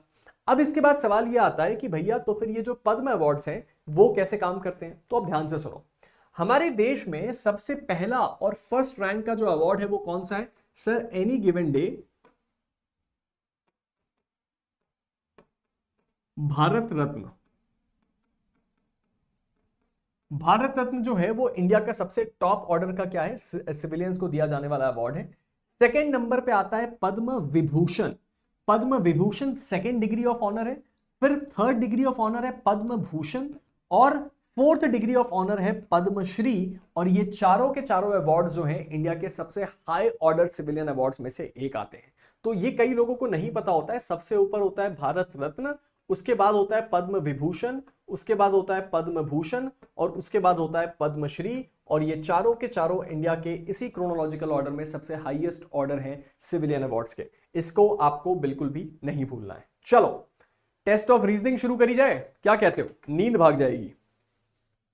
Test of reasoning शुरू करी जाए क्या गाइस?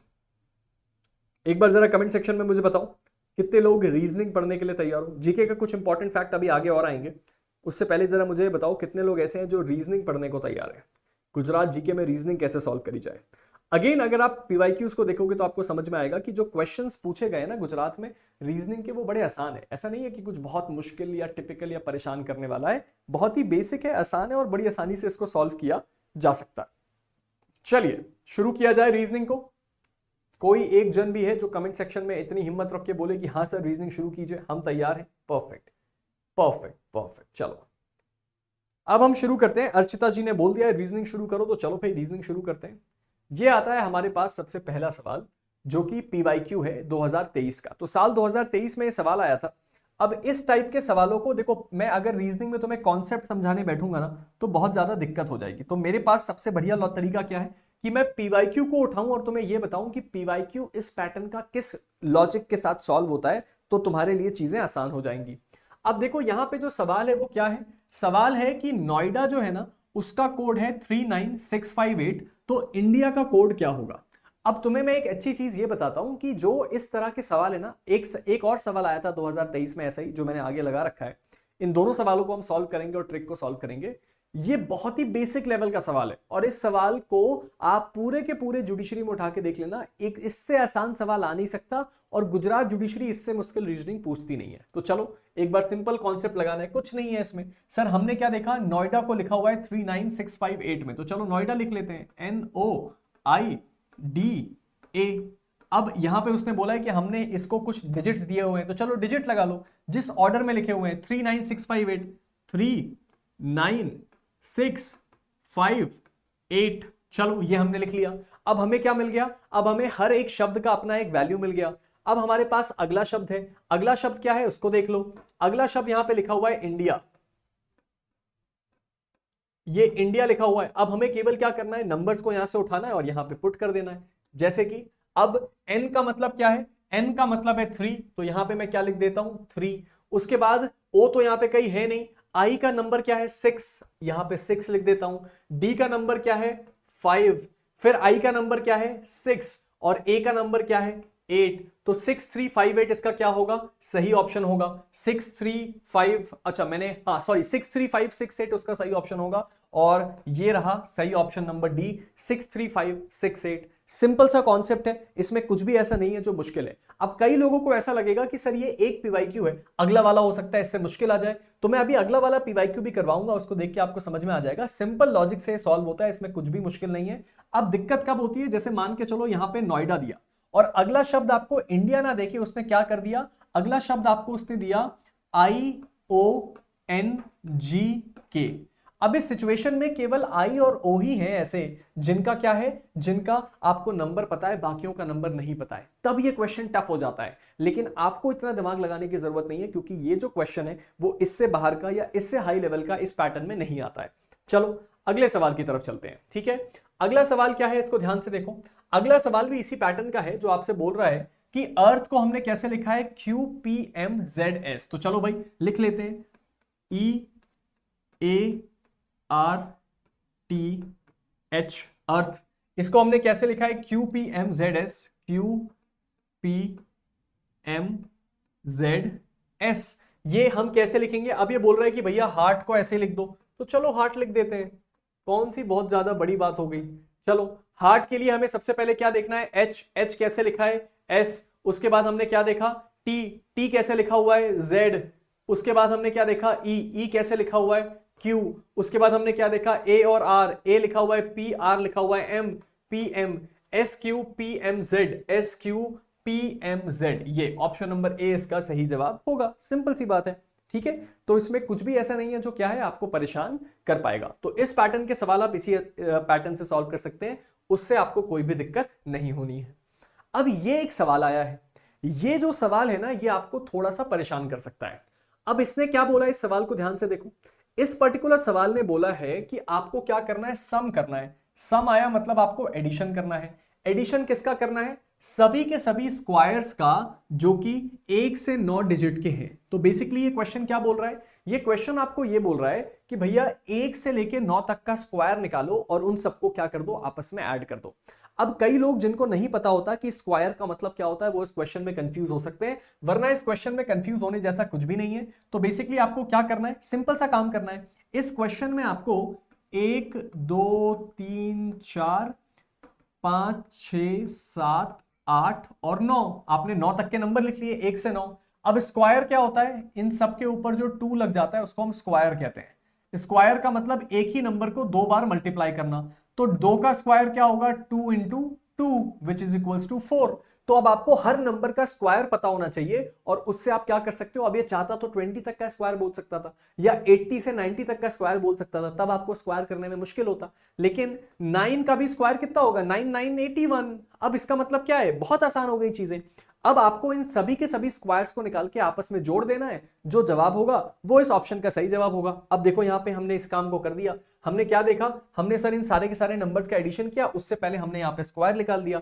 मैक्सिमम ये तो हमें लिखने की भी जरूरत नहीं है, हमने 1 4 9 16 25 36 49 64 81 इन सबको हमने यहां निकाल लिया, इन सबको हमने ऐड कर दिया। ऐड हम करेंगे तो हमें जवाब क्या मिलेगा, 285, जो कि ऑप्शन नंबर बी में दिया हुआ है। तो बेसिकली एग्जाम में आपको क्या करना है, एग्जाम में आपने जैसे ही कोई ऐसा पैटर्न का क्वेश्चन देखा, आपका सबसे पहला रिस्पॉन्सिबिलिटी है वो क्या है कि आप 1 से लेके 9 तक के नंबर लिख लें और उसके बाद इनका स्क्वायर लिख लें। 1 का 1 ही होगा, 2 का कितना होगा, 4 होगा, 3 का 9 होगा, 16 होगा, 25 होगा,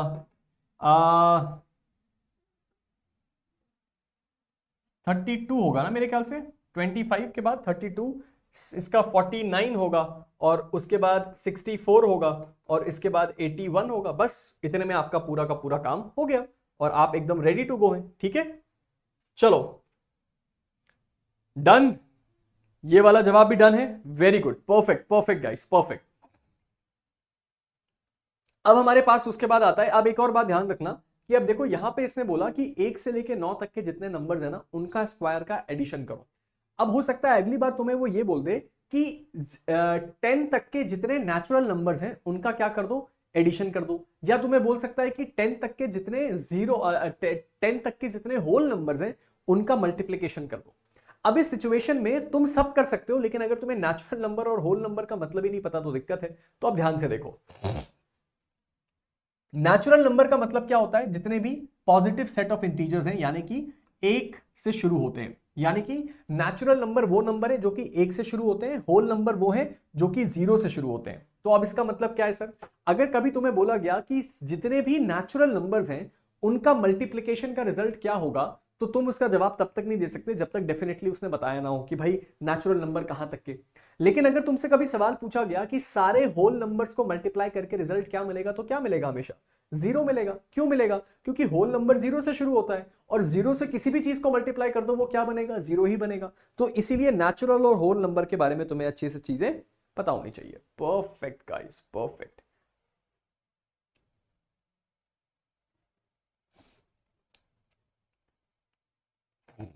चलो आगे बढ़ते हैं। ठीक है, अब हमारे पास आता है ये सवाल जो हमने सबसे पहला पीवाईक्यू देखा था, जो हमने इस पर्टिकुलर सीरीज में शुरू करने से पहले देखा था। ये क्वेश्चन क्या था, ये क्वेश्चन ये था कि हमको इसमें से मिसिंग सीक्वेंस को निकालना है 1 6 15 45 66।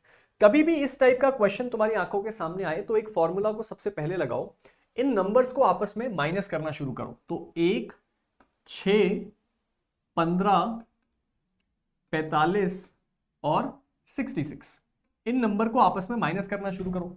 अब जब माइनस करोगे ना तो तुम्हारे लिए चीजें आसान होती चली जाएंगी। कैसे, अब इसको ध्यान से देखना। हमने क्या किया, सबसे पहले हमने यहां पे 6 में से 1 माइनस किया तो कितना आया, 6 में से कोई लिखने की जगह है क्या, हाँ यहां लिखने की जगह है, इसको यहां लिखते हैं। ठीक है, अब ध्यान से देखो, यहां हमारे पास नंबर क्या लिखे हुए हैं, 1, 6, 15 और क्या लिखा हुआ है 45 और 66, 45 और 66। अब माइनस करते चलो, 6 में से 1 को माइनस किया कितना आया 5, 15 में से 6 को माइनस किया कितना आया 9, तो 15 में से 6 को माइनस किया आया 9। उसके बाद हमारे पास क्या है, यहां पे एक फिल इन द ब्लैंक है, इसको छोड़ देते हैं। फिर हमने क्या किया, 66 में से 45 को माइनस किया तो कितना आया 21। अब हमारे पास ये सेट ऑफ नंबर्स हैं जो हमें पता लगाने हैं कि भैया आगे की ये जो कहानी है वो कैसे चल रही है। ठीक है, चलो अब हम इन चीजों को एक बार जरा कैलकुलेट करके सही से देखने, पढ़ने और समझने की कोशिश करते हैं। जब हम देखेंगे तो यहां 9 में से 5 गया, ये कितना बचा 4। अब हमने इसी को अपना स्टैंडर्ड मान लिया कि भैया हर बार डिफरेंस जो है वो कितने का निकल के आ रहा है, 4 का डिफरेंस निकल के आ रहा है। ये देखो 4 4 4 4 4। हमें हमेशा ये पता है कि बार बार क्या किया जा रहा है, जो डिफरेंस निकल के आ रहा है पहले नंबर को, ये सेकंड नंबर को फर्स्ट नंबर से माइनस करने पे जो भी रिजल्ट आ रहा है वो अगले वाले पे क्या है, अगले वाले पे -4 है, यानी कि अगला वाला नंबर उससे 4 डिजिट ज्यादा हो रहा है। तो अब हमें क्या करना है, अब हमें ज्यादा कुछ भी नहीं करना है, हमें केवल ये देखना है कि ये जो नंबर की सीरीज आगे चलते चलते कब कहां तक पहुंचेगी, कब ये 21 तक पहुंचेगी। जैसे ही हम 21 तक पहुंच गए, हमें क्या समझ में आ गया, हमें यह समझ में आ गया कि सर अब हमें वापस कैसे जाना है। तो वापस में हमें केवल इस nth टर्म को निकालना है। तो 15 में से कितना माइनस किया जाए, उसके लिए हमें जवाब कितना मिलेगा सर, ये थर्ड टर्म 15 है। तो हमने क्या किया, 15 में 13 को ऐड किया, जिससे हमें रिजल्ट क्या मिला 28। इसीलिए क्या हो गया, ऑप्शन नंबर डी इसका सही जवाब हो गया। तो बेसिकली आपको कभी भी अगर ऐसी नंबर सीरीज मिलती है ना, तो सबसे पहले जो अगर वो ग्रेटर बढ़ती चली जा रही है तो सेकंड डिजिट को फर्स्ट डिजिट से माइनस करो, अगर वो बड़े से छोटी होती जा रही है तो फर्स्ट डिजिट को सेकंड डिजिट से माइनस करो। सिंपल सा फॉर्मूला। ठीक है, परफेक्ट परफेक्ट परफेक्ट। चलो अब हम आते हैं इस सवाल पे। ये एक एकदम बेसिक सा हलवा सवाल मैं इसको कहूंगा, कुछ भी ऐसा नहीं है जो तुम्हें परेशान कर पाए, लेकिन उसके बाद भी मैं जानता हूं कि बहुत सारे लोग इस क्वेश्चन को देख के गलती करेंगे। ये बोल रहा है कि इनमें से कौन सा ग्रेटेस्ट नंबर है 5 डिजिट का जो कि एग्जैक्टली 47 से डिविजिबल है। अब इसके लिए क्या लॉजिक लगाएं सर, ये तो बड़ा मुश्किल सवाल है। ये बोल रहा है कि 5 डिजिट का सबसे ज्यादा कौन सा वो वैल्यू वाला नंबर है जिसको आप क्या कर सकते हो, 47 से डिवाइड कर सकते हो। तो इसका एक सिंपल ट्रिक है, इस ट्रिक को अगर तुम फॉलो करोगे तो तुम्हारा यह जवाब सही हो जाएगा। ठीक है, चलो हाँ बिल्कुल बिल्कुल बिल्कुल, +5 +10 +15 +20 ऐसे करेंगे तो भी आंसर आ जाएगा। बिल्कुल बिल्कुल बिल्कुल। अब मेरी बात ध्यान से सुनो और समझने की कोशिश करो। हम क्या कह रहे हैं कि इनमें से कौन सा वो नंबर है 5 डिजिट का जो कि एग्जैक्टली 47 से डिविजिबल है। कभी भी ऐसा कोई सवाल आए ना, तो सबसे पहले जो डिजिट दी हुई है ना उस डिजिट को यहां लिख लेना। तो सबसे ज्यादा बड़ी 5 डिजिट कौन सी है, 99999। ये इससे ज्यादा बड़ा कोई 5 डिजिट हो सकता है क्या, नहीं हो सकता। अब तुम इस डिजिट को क्या करना, 47 से डिवाइड कर देना। मेरी बात ध्यान से सुनना, कभी भी इस पैटर्न का कोई सवाल आता है तो इस नंबर को एज इट इज उठाना और इसको 47 से डिवाइड कर देना। 47 से जब तुम इसको डिवाइड करोगे तो तुम्हारे पास जवाब कैसा आएगा, अगर ये पूरा का पूरा अपने आप ही डिवाइड हो गया, कोई 0.00 करके नंबर नहीं आया, तब तो यही जवाब होगा। लेकिन अगर ऐसा नहीं हुआ तो हो सकता है जवाब कैसा आए, जवाब आए 1234.5555। तो इस पॉइंट को क्या कर देना, अपने आप ही इग्नोर कर देना और इस नंबर को उठा लेना, ये जो नंबर तुम्हारे पास आया है। अब मेरी बात ध्यान से सुनना, इस नंबर को उठा लेना और इस नंबर को उठाने के बाद क्या करना, सीधे 47 से मल्टीप्लाई कर देना, तुम्हें जवाब मिल जाएगा। अब देखो मैंने यहां पे क्या किया, मैं तुम्हें क्या बोल रहा हूं ध्यान से देखते जाना, तुम्हें सारी की सारी बातें समझ में आती जाएंगी। यहां पे मैं आपसे यह बोल रहा हूं कि हमें बोला गया कि 5 डिजिट का सबसे बड़ा कौन सा नंबर है जो 47 से डिविजिबल है। ऐसी सिचुएशन में तुम 5 डिजिट का सबसे बड़ा नंबर जो है ना उसको सीधे लिख देना और उसको क्या करना, 47 से डिवाइड कर देना। 47 से जब तुम इसको डिवाइड करोगे तो तुम्हें एक नंबर मिलेगा। हम मान लेते हैं वो नंबर तुम्हें क्या मिला, 1234.578 मान लेते हैं कि ऐसा नंबर मिला। अभी क्या नंबर मिलेगा आगे हम देखते हैं। तो तुम इस पॉइंट के बाद के जितने भी नंबर है ना उनको इग्नोर कर देना और ये जो नंबर आया है ना 1234, इस 1234 को लेके जाना और जो नंबर तुम्हारा ओरिजिनली था जिसकी डिविजिबिलिटी चेक करनी थी उससे मल्टीप्लाई कर देना, तुम्हें तुम्हारा आंसर मिल जाएगा। सिंपल फॉर्मूला है, कुछ भी मुश्किल तो नहीं है। अब इसको इसी क्वेश्चन में उतार के देख लो कैसे इसको सॉल्व किया। इसको सॉल्व ऐसे किया कि सर जो हमारा ग्रेटेस्ट 5 डिजिट नंबर है वो है 99999। अब हमने क्या किया, 99999 को 47 से डिवाइड किया तो हमारा रिजल्ट क्या आया, 2127.63। एक मिनट रुकना, हमारा रिजल्ट क्या आया, 2127.63। हमने क्या किया, इस 63 को भूल गए, 2127 को हमने 47 से क्या कर दिया, मल्टीप्लाई कर दिया, हमारा नंबर आ जाएगा 99969। और हमें क्या करना है, सीधे अपने जवाब पे वापस जाना है और 99969 यानी कि ऑप्शन नंबर सी को सही जवाब क्लिक कर देना है। कितने लोगों को यह बात समझ में आई? कितने ऐसे लोग हैं जिनको यह बात समझ में आ गई? ठीक है, चलो आगे बढ़ते हैं। इसके बाद हमारे पास आता है कि if the largest 3 digit number is subtracted from the smallest 5 digit number then the remainder is. अब ये क्या बोल रहा है सर, कितनी इंटरेस्टिंग बात बोली। इससे आसान सवाल हो सकता है क्या? इसके लिए तो हमें सोल्यूशन की भी जरूरत नहीं है।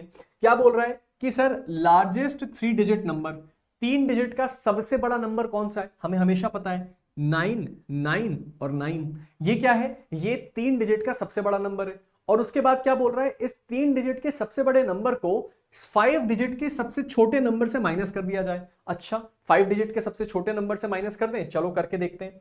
5 डिजिट का सबसे छोटा नंबर कौन सा होगा, 1101000। ये 5 डिजिट का क्या है, सबसे छोटा नंबर है। इससे छोटा 5 डिजिट में कोई नंबर नहीं हो सकता। इसको इससे माइनस कर दो, तुम्हें क्या मिल जाएगा, तुम्हें सर तुम्हारा जवाब मिल जाएगा। चलो यहां पे देख लेते हैं, 5 डिजिट नंबर 999। अब अगर इसको माइनस करने की कोशिश करोगे तो तुम इसको करते चले जाओ, 10 में से 9 गया, बचा 1।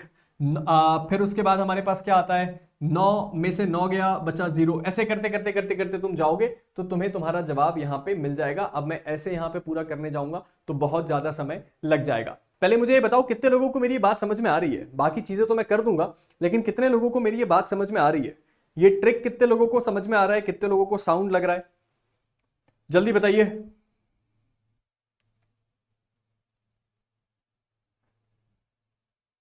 ठीक है, ठीक है, बहुत बढ़िया, बहुत ही बढ़िया। कोई भी नहीं है और जिसको अच्छे से समझ में आ रहा है?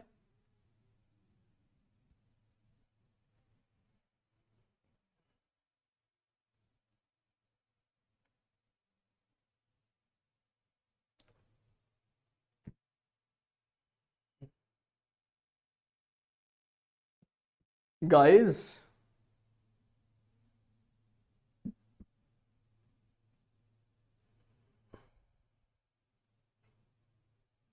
ठीक है, ठीक है, ठीक है, ठीक है, ठीक है, option number C, perfect perfect. तो ऑप्शन नंबर सी इसका सही जवाब होगा 9001। ठीक है, परफेक्ट। चलो अगले सवाल पे आते हैं। अब यहां पे जो अगला सवाल है ना, ये भी काफी इंटरेस्टिंग है, इसका जवाब भी ढूंढने में आपको ज्यादा मजा आएगा। देखो ये क्या कह रहा है, ये कह रहा है कि 25 लोगों का एक ग्रुप है। ठीक है सर, 25 लोगों का एक ग्रुप है। अब ये बोल रहा है कि सर हमारे पास एक 25 लोगों का ग्रुप है जिसमें से 15 लोग हॉकी खेलते हैं, 13 लोग फुटबॉल खेलते हैं और 10 लोग दोनों हॉकी और फुटबॉल खेलते हैं। अब इस परिस्थिति में कितने ऐसे लोग हैं जो ना ही हॉकी खेलते हैं और ना ही फुटबॉल खेलते हैं? अरे बाप रे, इसका जवाब कैसे ढूंढे, हैं तो सर दर्द कर देगा हमारा, लेकिन इसका जवाब भी ढूंढा जा सकता है। ध्यान से देखो, यहां पे हम कह रहे हैं कि 15 लोग हॉकी खेलते हैं, 13 लोग फुटबॉल खेलते हैं और 10 लोग ऐसे हैं जो दोनों खेलते हैं।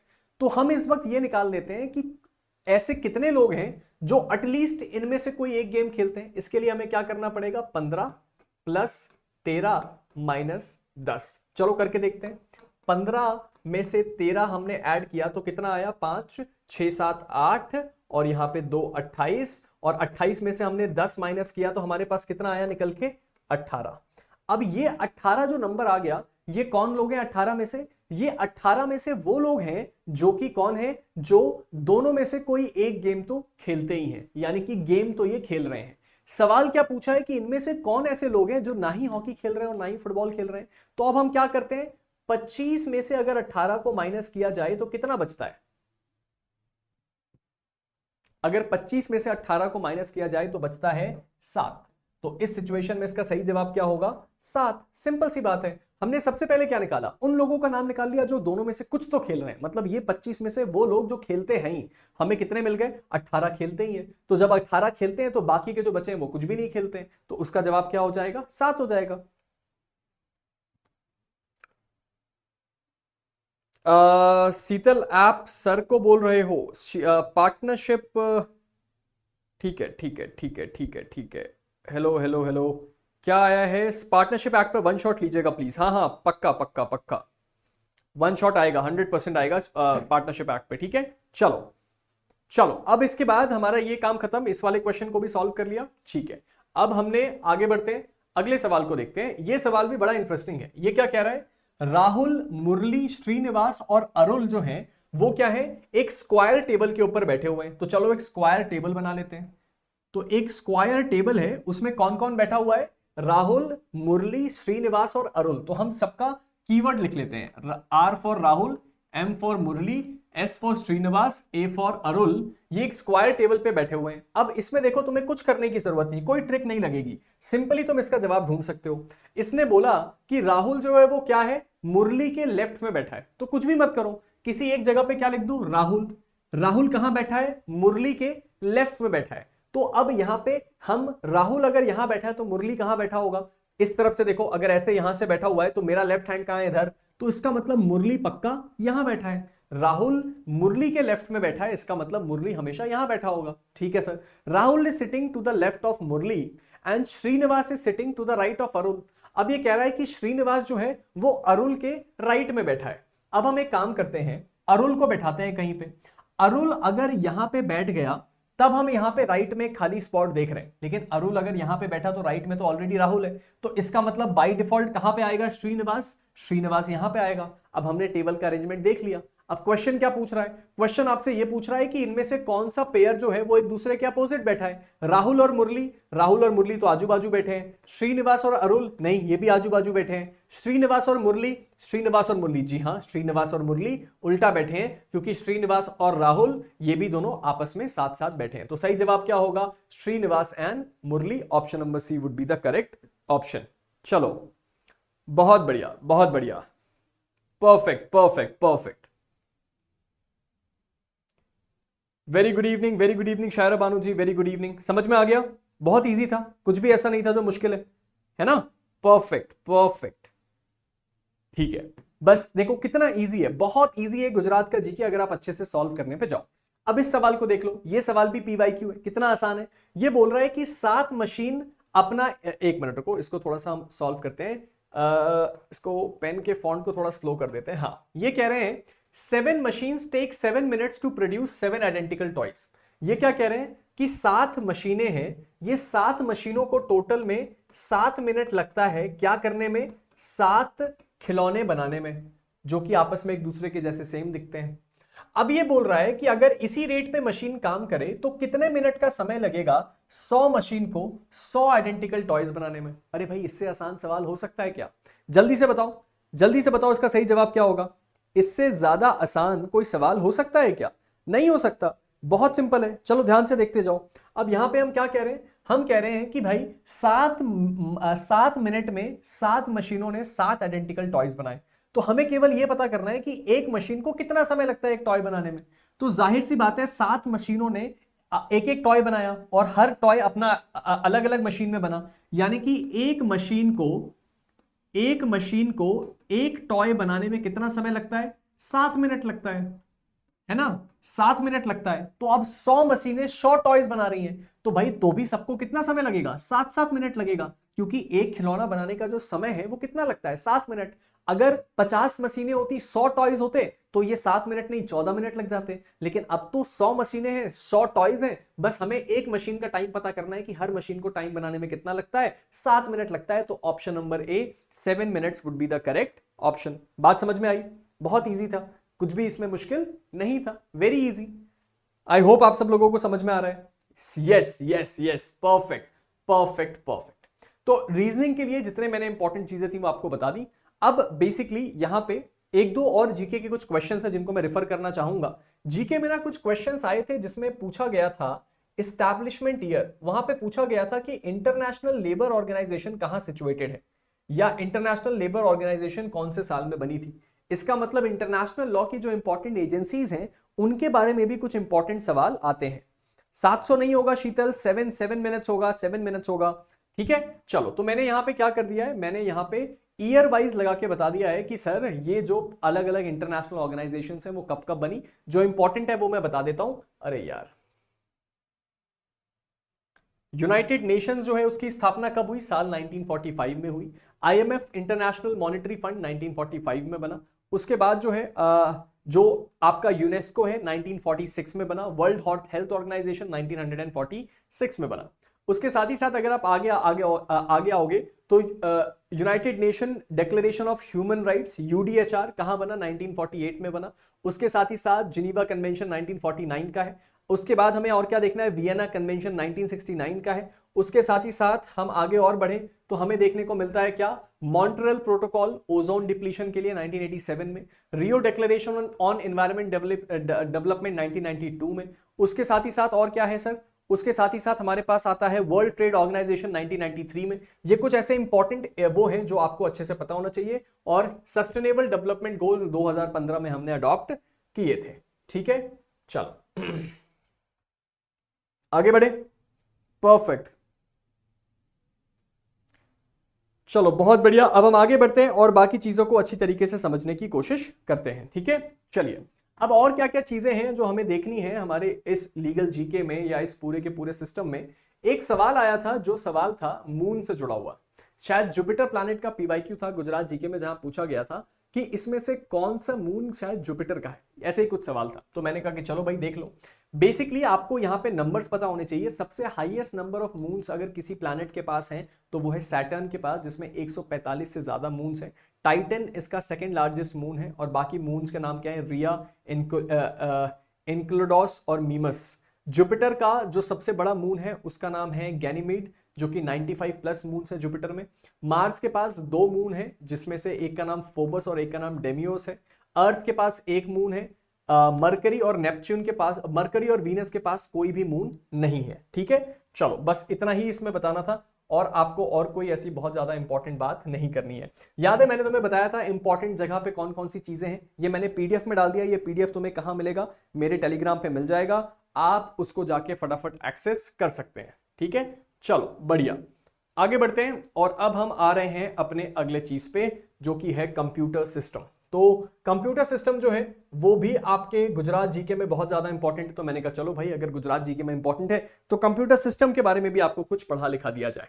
तो कंप्यूटर सिस्टम के जो सवाल है ना वो बड़े बेसिक हैं। जैसे कि उसमें कुछ चीजें पूछी गई कि कंप्यूटर के शॉर्टकट्स बताओ, कंट्रोल सी से क्या होता है, कंट्रोल वी से क्या होता है, इस तरह के सवाल थे। तो मैंने कहा अगर ऐसा मामला है तो चलो ठीक है भाई, हम फटाफट इसको रेफर कर लेते हैं। चलो जल्दी से बेसिक कंप्यूटर की नॉलेज को ले लेते हैं। कंप्यूटर बेसिकली कैसे काम करता है? कंप्यूटर काम करता है हार्डवेयर और सॉफ्टवेयर से।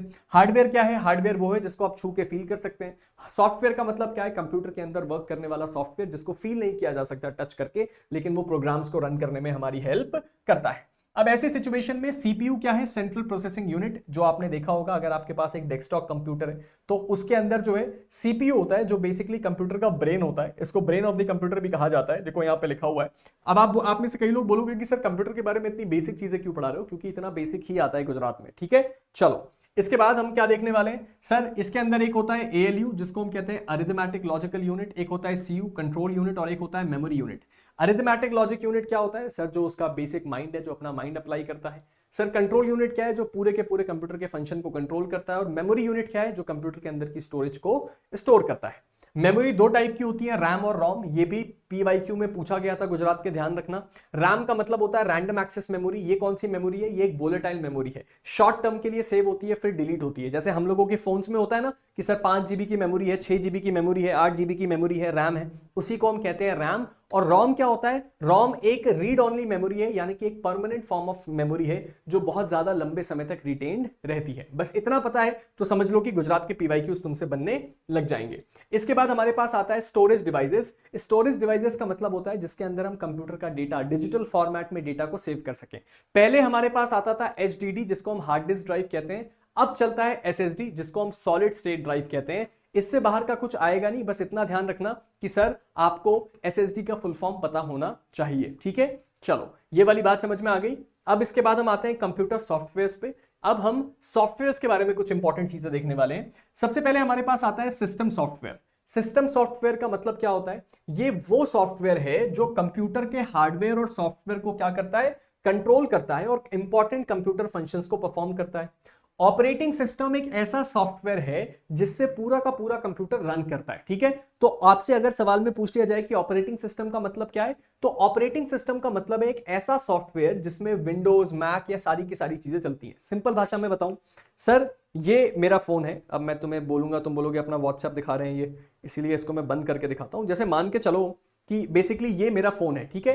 तो अब इस पर्टिकुलर फोन में आपने जैसे ही इसको ओपन किया ना, तो आपको सारी की सारी ये एप्लीकेशंस दिख रही हैं। ये जो भी एप्लीकेशंस आपको दिख रही हैं, ये एप्लीकेशंस क्या है, ये ऑपरेटिंग सिस्टम का पार्ट है। यानी कि उस फोन को स्टार्ट करने के लिए आप उसमें कौन सी एप्लीकेशन को क्लिक करोगे, कौन से होम पेज पे जाओगे, ये सारी चीजें कहां हैं, ये सारी चीजें ऑपरेटिंग सिस्टम का पार्ट होती हैं और इसको हम ऑपरेटिंग सिस्टम कहते हैं, ठीक है। आई होप ये बात आपको समझ में आ गई हो। इसके बाद हमारे पास आता है सर डिवाइस ड्राइवर्स। इसका मतलब सर डिवाइस ड्राइवर्स का मतलब होता है कि किसी भी कंप्यूटर के अंदर जो इंपॉर्टेंट हार्डवेयर हैं उसको हम ड्राइवर्स कहते हैं, ठीक है। उसके अलावा सर हमारे पास और कुछ ऐसा नहीं है, ठीक है, ठीक है। अब इसके बाद एक और बड़ा कॉमन सेट ऑफ क्वेश्चंस है, जैसे कि एप्लीकेशन सॉफ्टवेयर के बारे में। हमने देखा कि एक कंप्यूटर के अंदर एक सिस्टम सॉफ्टवेयर होता है जिससे पूरा सिस्टम रन करता है। फिर हमारे पास एक ऑपरेटिंग सिस्टम होता है। तो अगर हमने कंप्यूटर को चलने लायक बना दिया, तो अब एक व्यक्ति कंप्यूटर को ऑन करेगा तो एक ऑपरेटिंग सिस्टम होगा, यानी कि ये वो ऑपरेटिंग सिस्टम होगा जिससे हम पूरे कंप्यूटर को क्या कर सकते हैं, इंटरैक्ट कर सकते हैं। लेकिन अब हम किसके बारे में बात कर रहे हैं, एप्लीकेशन सॉफ्टवेयर के बारे में।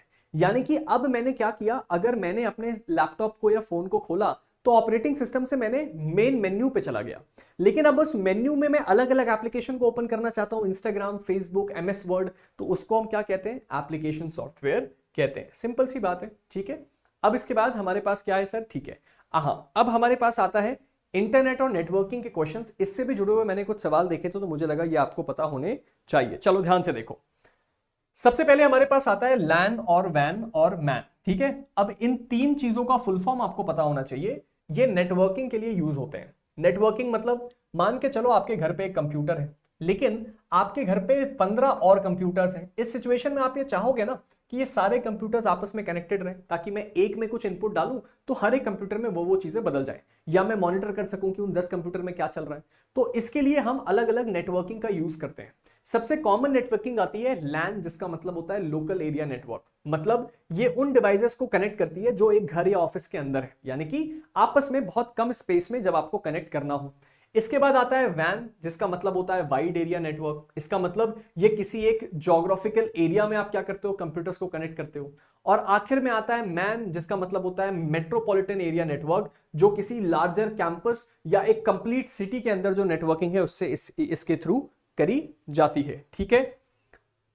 नेक्स्ट लेक्चर होगा, नेक्स्ट लेक्चर मतलब समझा नहीं मैं, हाँ मतलब लेक्चर्स तो होते ही रहते हैं ना। हेलो सर, मेरा एक क्वेश्चन है। मैंने जब सब्सक्रिप्शन लिया था तब उसमें कहा गया था कि 3 ईयर एक्स्ट्रा दिया जाएगा, कि मैं कैसे जानूं कि मुझे एक्स्ट्रा दिया गया है। कविता जी, आप अपने टिकट रेज करके आप क्लेम कर सकते हैं कि भाई अगर आप इनएलिजिबल हो गए तो आप सिंपली जाके टीम को बोल दीजिए, एक मेल डाल दीजिए, या तो आप टिकट रेज कर दीजिए या कस्टमर सपोर्ट में बात करके बोल दीजिए कि मेरा सब्सक्रिप्शन 3 साल के लिए एक्सटेंड कर दिया जाए, ये मेरी यूजर आईडी है। हमने तो सारे के सारे जो भी उस समय उस सब्सक्रिप्शन मॉडल में लिए थे उनको 3 साल का एक्सटेंशन दे दिया है। अब आपको कब पता चलेगा, आपको उसमें पता चलने जैसा कुछ है नहीं, वो तो अपग्रेड हो चुका है। आप क्रॉस चेक करना चाहें तो आप एक बार टिकट रेज करके पूछ सकती हैं, ठीक है। या आप मेरे टेलीग्राम पे आ जाइए, वहां पे आप मुझे बता दीजिए, वहां हम कर देंगे, ठीक है। फिर उसके बाद आता है हमारे पास इंटरनेट। इंटरनेट का मतलब है ग्लोबल नेटवर्क, जहां से हम डिफरेंट वेबसाइट्स को एक्सेस करते हैं। नमस्ते नमस्ते। अब यहां पे आता है www। www का मतलब क्या होता है, इसका फुल फॉर्म याद कर लो, वर्ल्ड वाइड वेब। हर एक वेबसाइट जो है इसी से शुरू होती है, www से। फिर हमारे पास आता है आईपी एड्रेस। आईपी एड्रेस का फुल फॉर्म क्या होता है, इंटरनेट प्रोटोकॉल एड्रेस। हर एक कंप्यूटर, हर एक मोबाइल अपने पास एक यूनिक आईपी एड्रेस सेव करके रखता है, और इस आईपी एड्रेस के थ्रू हम क्या करते हैं, ट्रेस आउट करते हैं कि भाई कोई कंप्यूटर नेटवर्क या कोई चीज कहां से बिलोंग कर रही है, कहां से आ रही है, ताकि हम उसका एग्जैक्ट मुआयना कर सकें। बात समझ में आ रही है।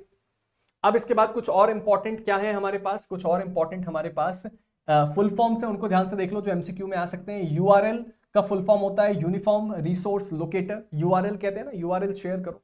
उसके बाद आता है HTTP, ये भी आपने देखा होगा, वेबसाइट्स के पहले लगता है, जिसको हम कहते हैं हाइपर टेक्स्ट ट्रांसफर प्रोटोकॉल। ये एक ऐसा प्रोटोकॉल है जो क्या करता है, वेब पेजेस को इंटरनेट पे शो करने में मदद करता है।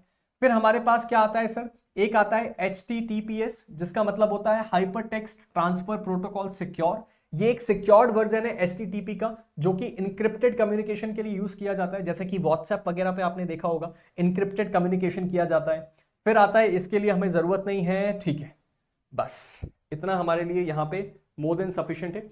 उसके बाद हमारे पास एक आता है क्लाउड कंप्यूटिंग। अब ये क्लाउड कंप्यूटिंग क्या है सर, ये हमें अच्छे से पता है कि क्लाउड का मतलब होता है कि सर आप कभी भी क्या करते हो, इंटरनेट में ही आपका जो है डेटा जो है उसको सेव करते हो। कविता जी, मेरा टेलीग्राम है प्रांजल सिंह अनअकैडमी, आप उसको चाहें तो नीचे डिस्क्रिप्शन में भी उसका लिंक है, उसको फॉलो कर सकते हैं। उसके बाद आता है साइबर सिक्योरिटी बेसिक्स। अब साइबर सिक्योरिटी के बारे में हमें क्या पता है सर, साइबर सिक्योरिटी के बारे में हमें यह पता है कि जब कभी भी कोई व्यक्ति कंप्यूटर सिस्टम या इस डिजिटल मोड का इस्तेमाल करके कोई क्राइम कमिट करता है तो उसको सिक्योर करने के लिए हम साइबर सिक्योरिटी का इस्तेमाल करते हैं। इसमें क्या क्या चीजें आती हैं साइबर सिक्योरिटी के लिए? सबसे पहली चीज क्या है sir, the practice of protecting systems, networks and programmes from digital attacks. तो भाई डिजिटल अटैक से बचाने के लिए हम इसका इस्तेमाल करते हैं। साइबर क्राइम क्या है, वो क्रिमिनल एक्टिविटीज है जो इसका जो इन कंप्यूटर सिस्टम का इस्तेमाल करके क्या करते हैं, अटैक करते हैं। अब हमारे पास आता है वायरस। वायरस का मतलब क्या होता है? वायरस का मतलब होता है एक ऐसा प्रोग्राम जो किसी हेल्दी प्रोग्राम के साथ खुद को अटैच कर लेता है और कंप्यूटर की फाइल्स को करप्ट करता है। और हमें बस इतना ही बात पता करनी है, ठीक है।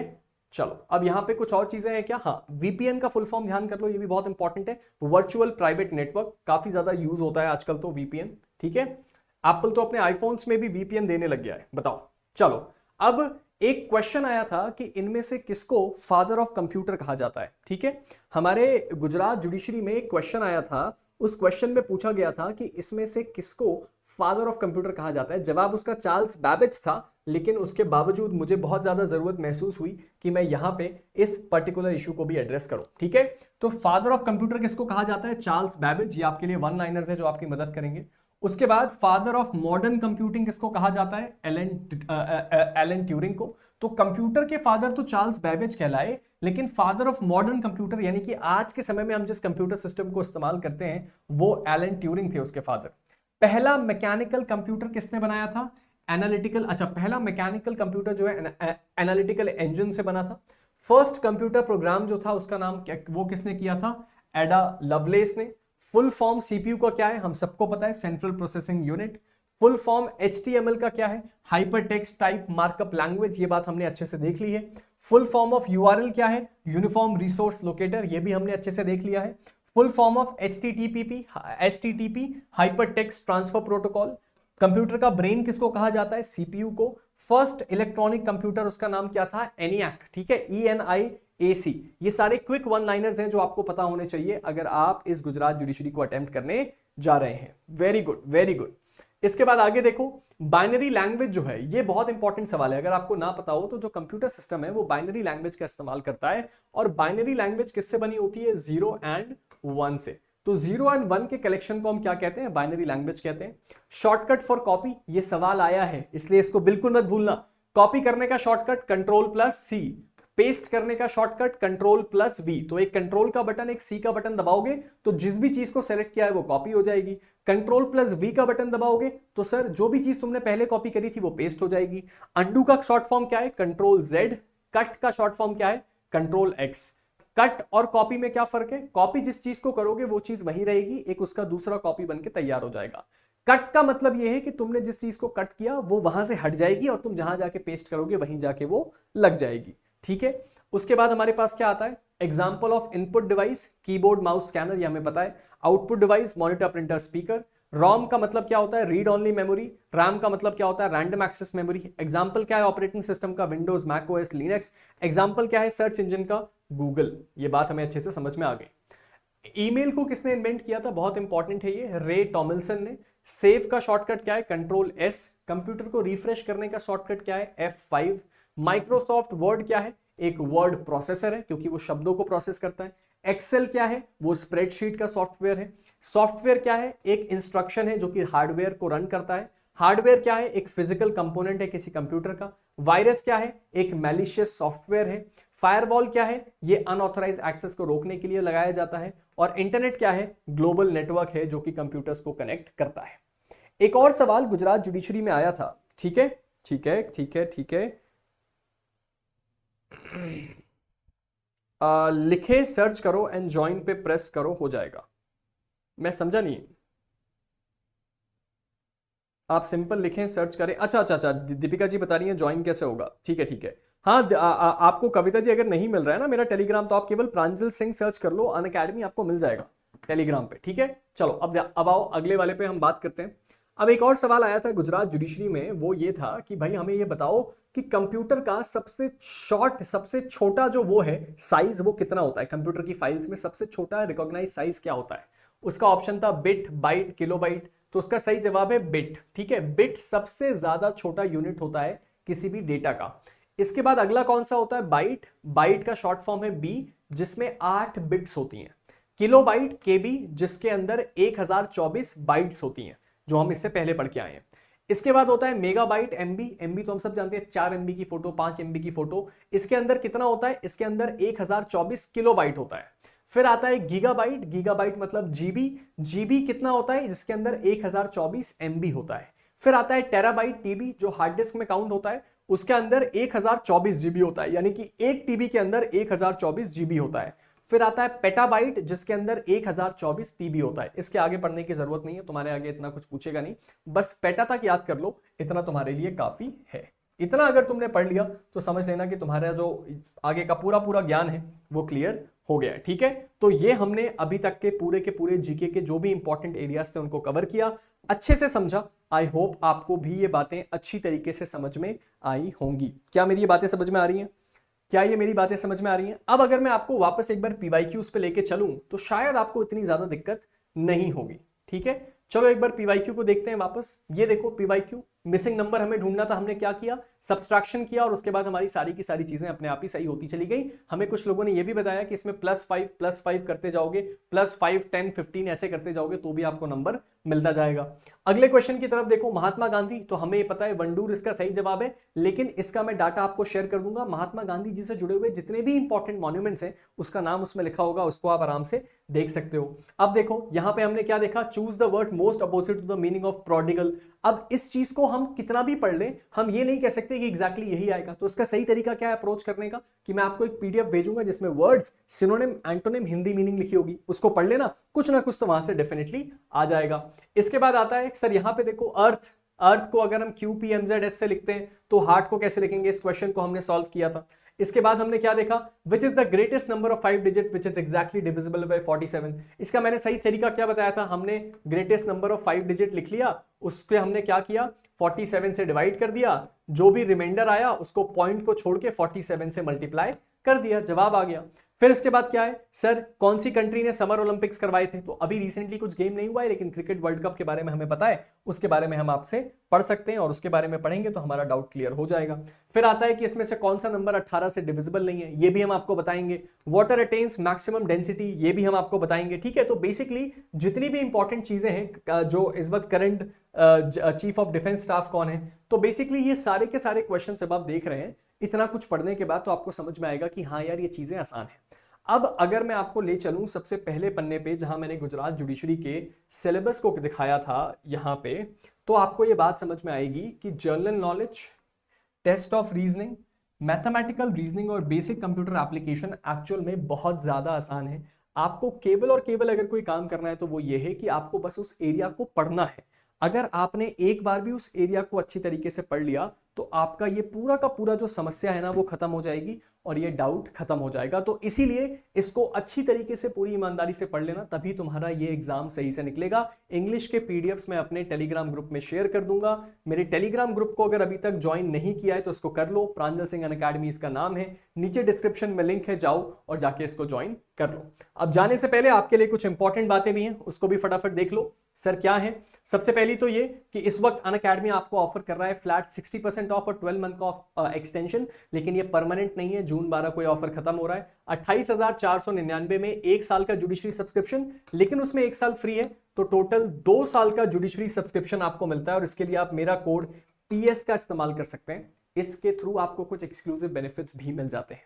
अब अगर हम आगे बढ़े तो एक और इंपॉर्टेंट बात है जुडिशरी आइकॉनिक प्रो। हम में से ऐसे बहुत सारे लर्नर्स हैं जिनको अपने टाइम पे ऐसा लगता था कि अगर एक जुडिशियल एजुकेटर, एक अच्छे एजुकेटर का मेंटरशिप लगातार मिलता रहे तो एग्जाम अच्छा निकलेगा।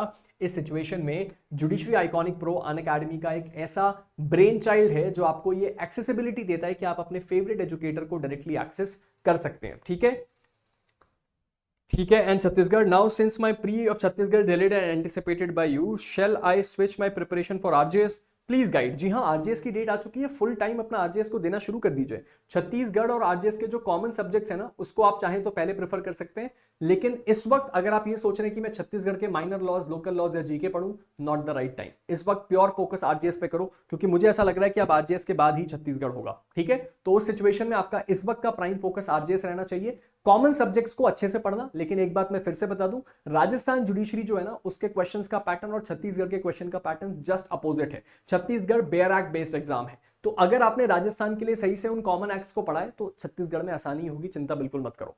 ठीक है, चलो, तो ये जुडिशरी आइकॉनिक प्रो है, अगर आप चाहें तो इसको भी अवेल कर सकते हैं, इसका लिंक नीचे है। और राजस्थान, गुजरात, छत्तीसगढ़ और जम्मू और कश्मीर, ये चारों की चारों जो बैचेस हैं हमारी, इनके जो क्रैश कोर्सेज हैं वो ऑलरेडी रनिंग है। यानी कि अगर आप में से कोई ऐसा लर्नर है जो इन बैचेस को ज्वाइन करके अनअकैडमी के साथ जुड़ के अपने एग्जाम को प्रिपेयर करना चाहता है, तो ये सारी की सारी, ध्यान रखना, प्री प्लस मेंस की बैच है और इनको आप ज्वाइन कर सकते हैं। सारी की सारी बैचेस एक्सक्लूसिव प्राइस में आती हैं 7999 में, एक बैच का कॉस्ट है ये, और आप इनमें से किसी भी बैच को इस प्राइस में ज्वाइन करके अपनी जजशिप की तैयारी शुरू कर सकते हैं। तो चलिए, अभी आप सबसे हम विदा लेते हैं, आप सबसे मुलाकात बहुत जल्द होगी।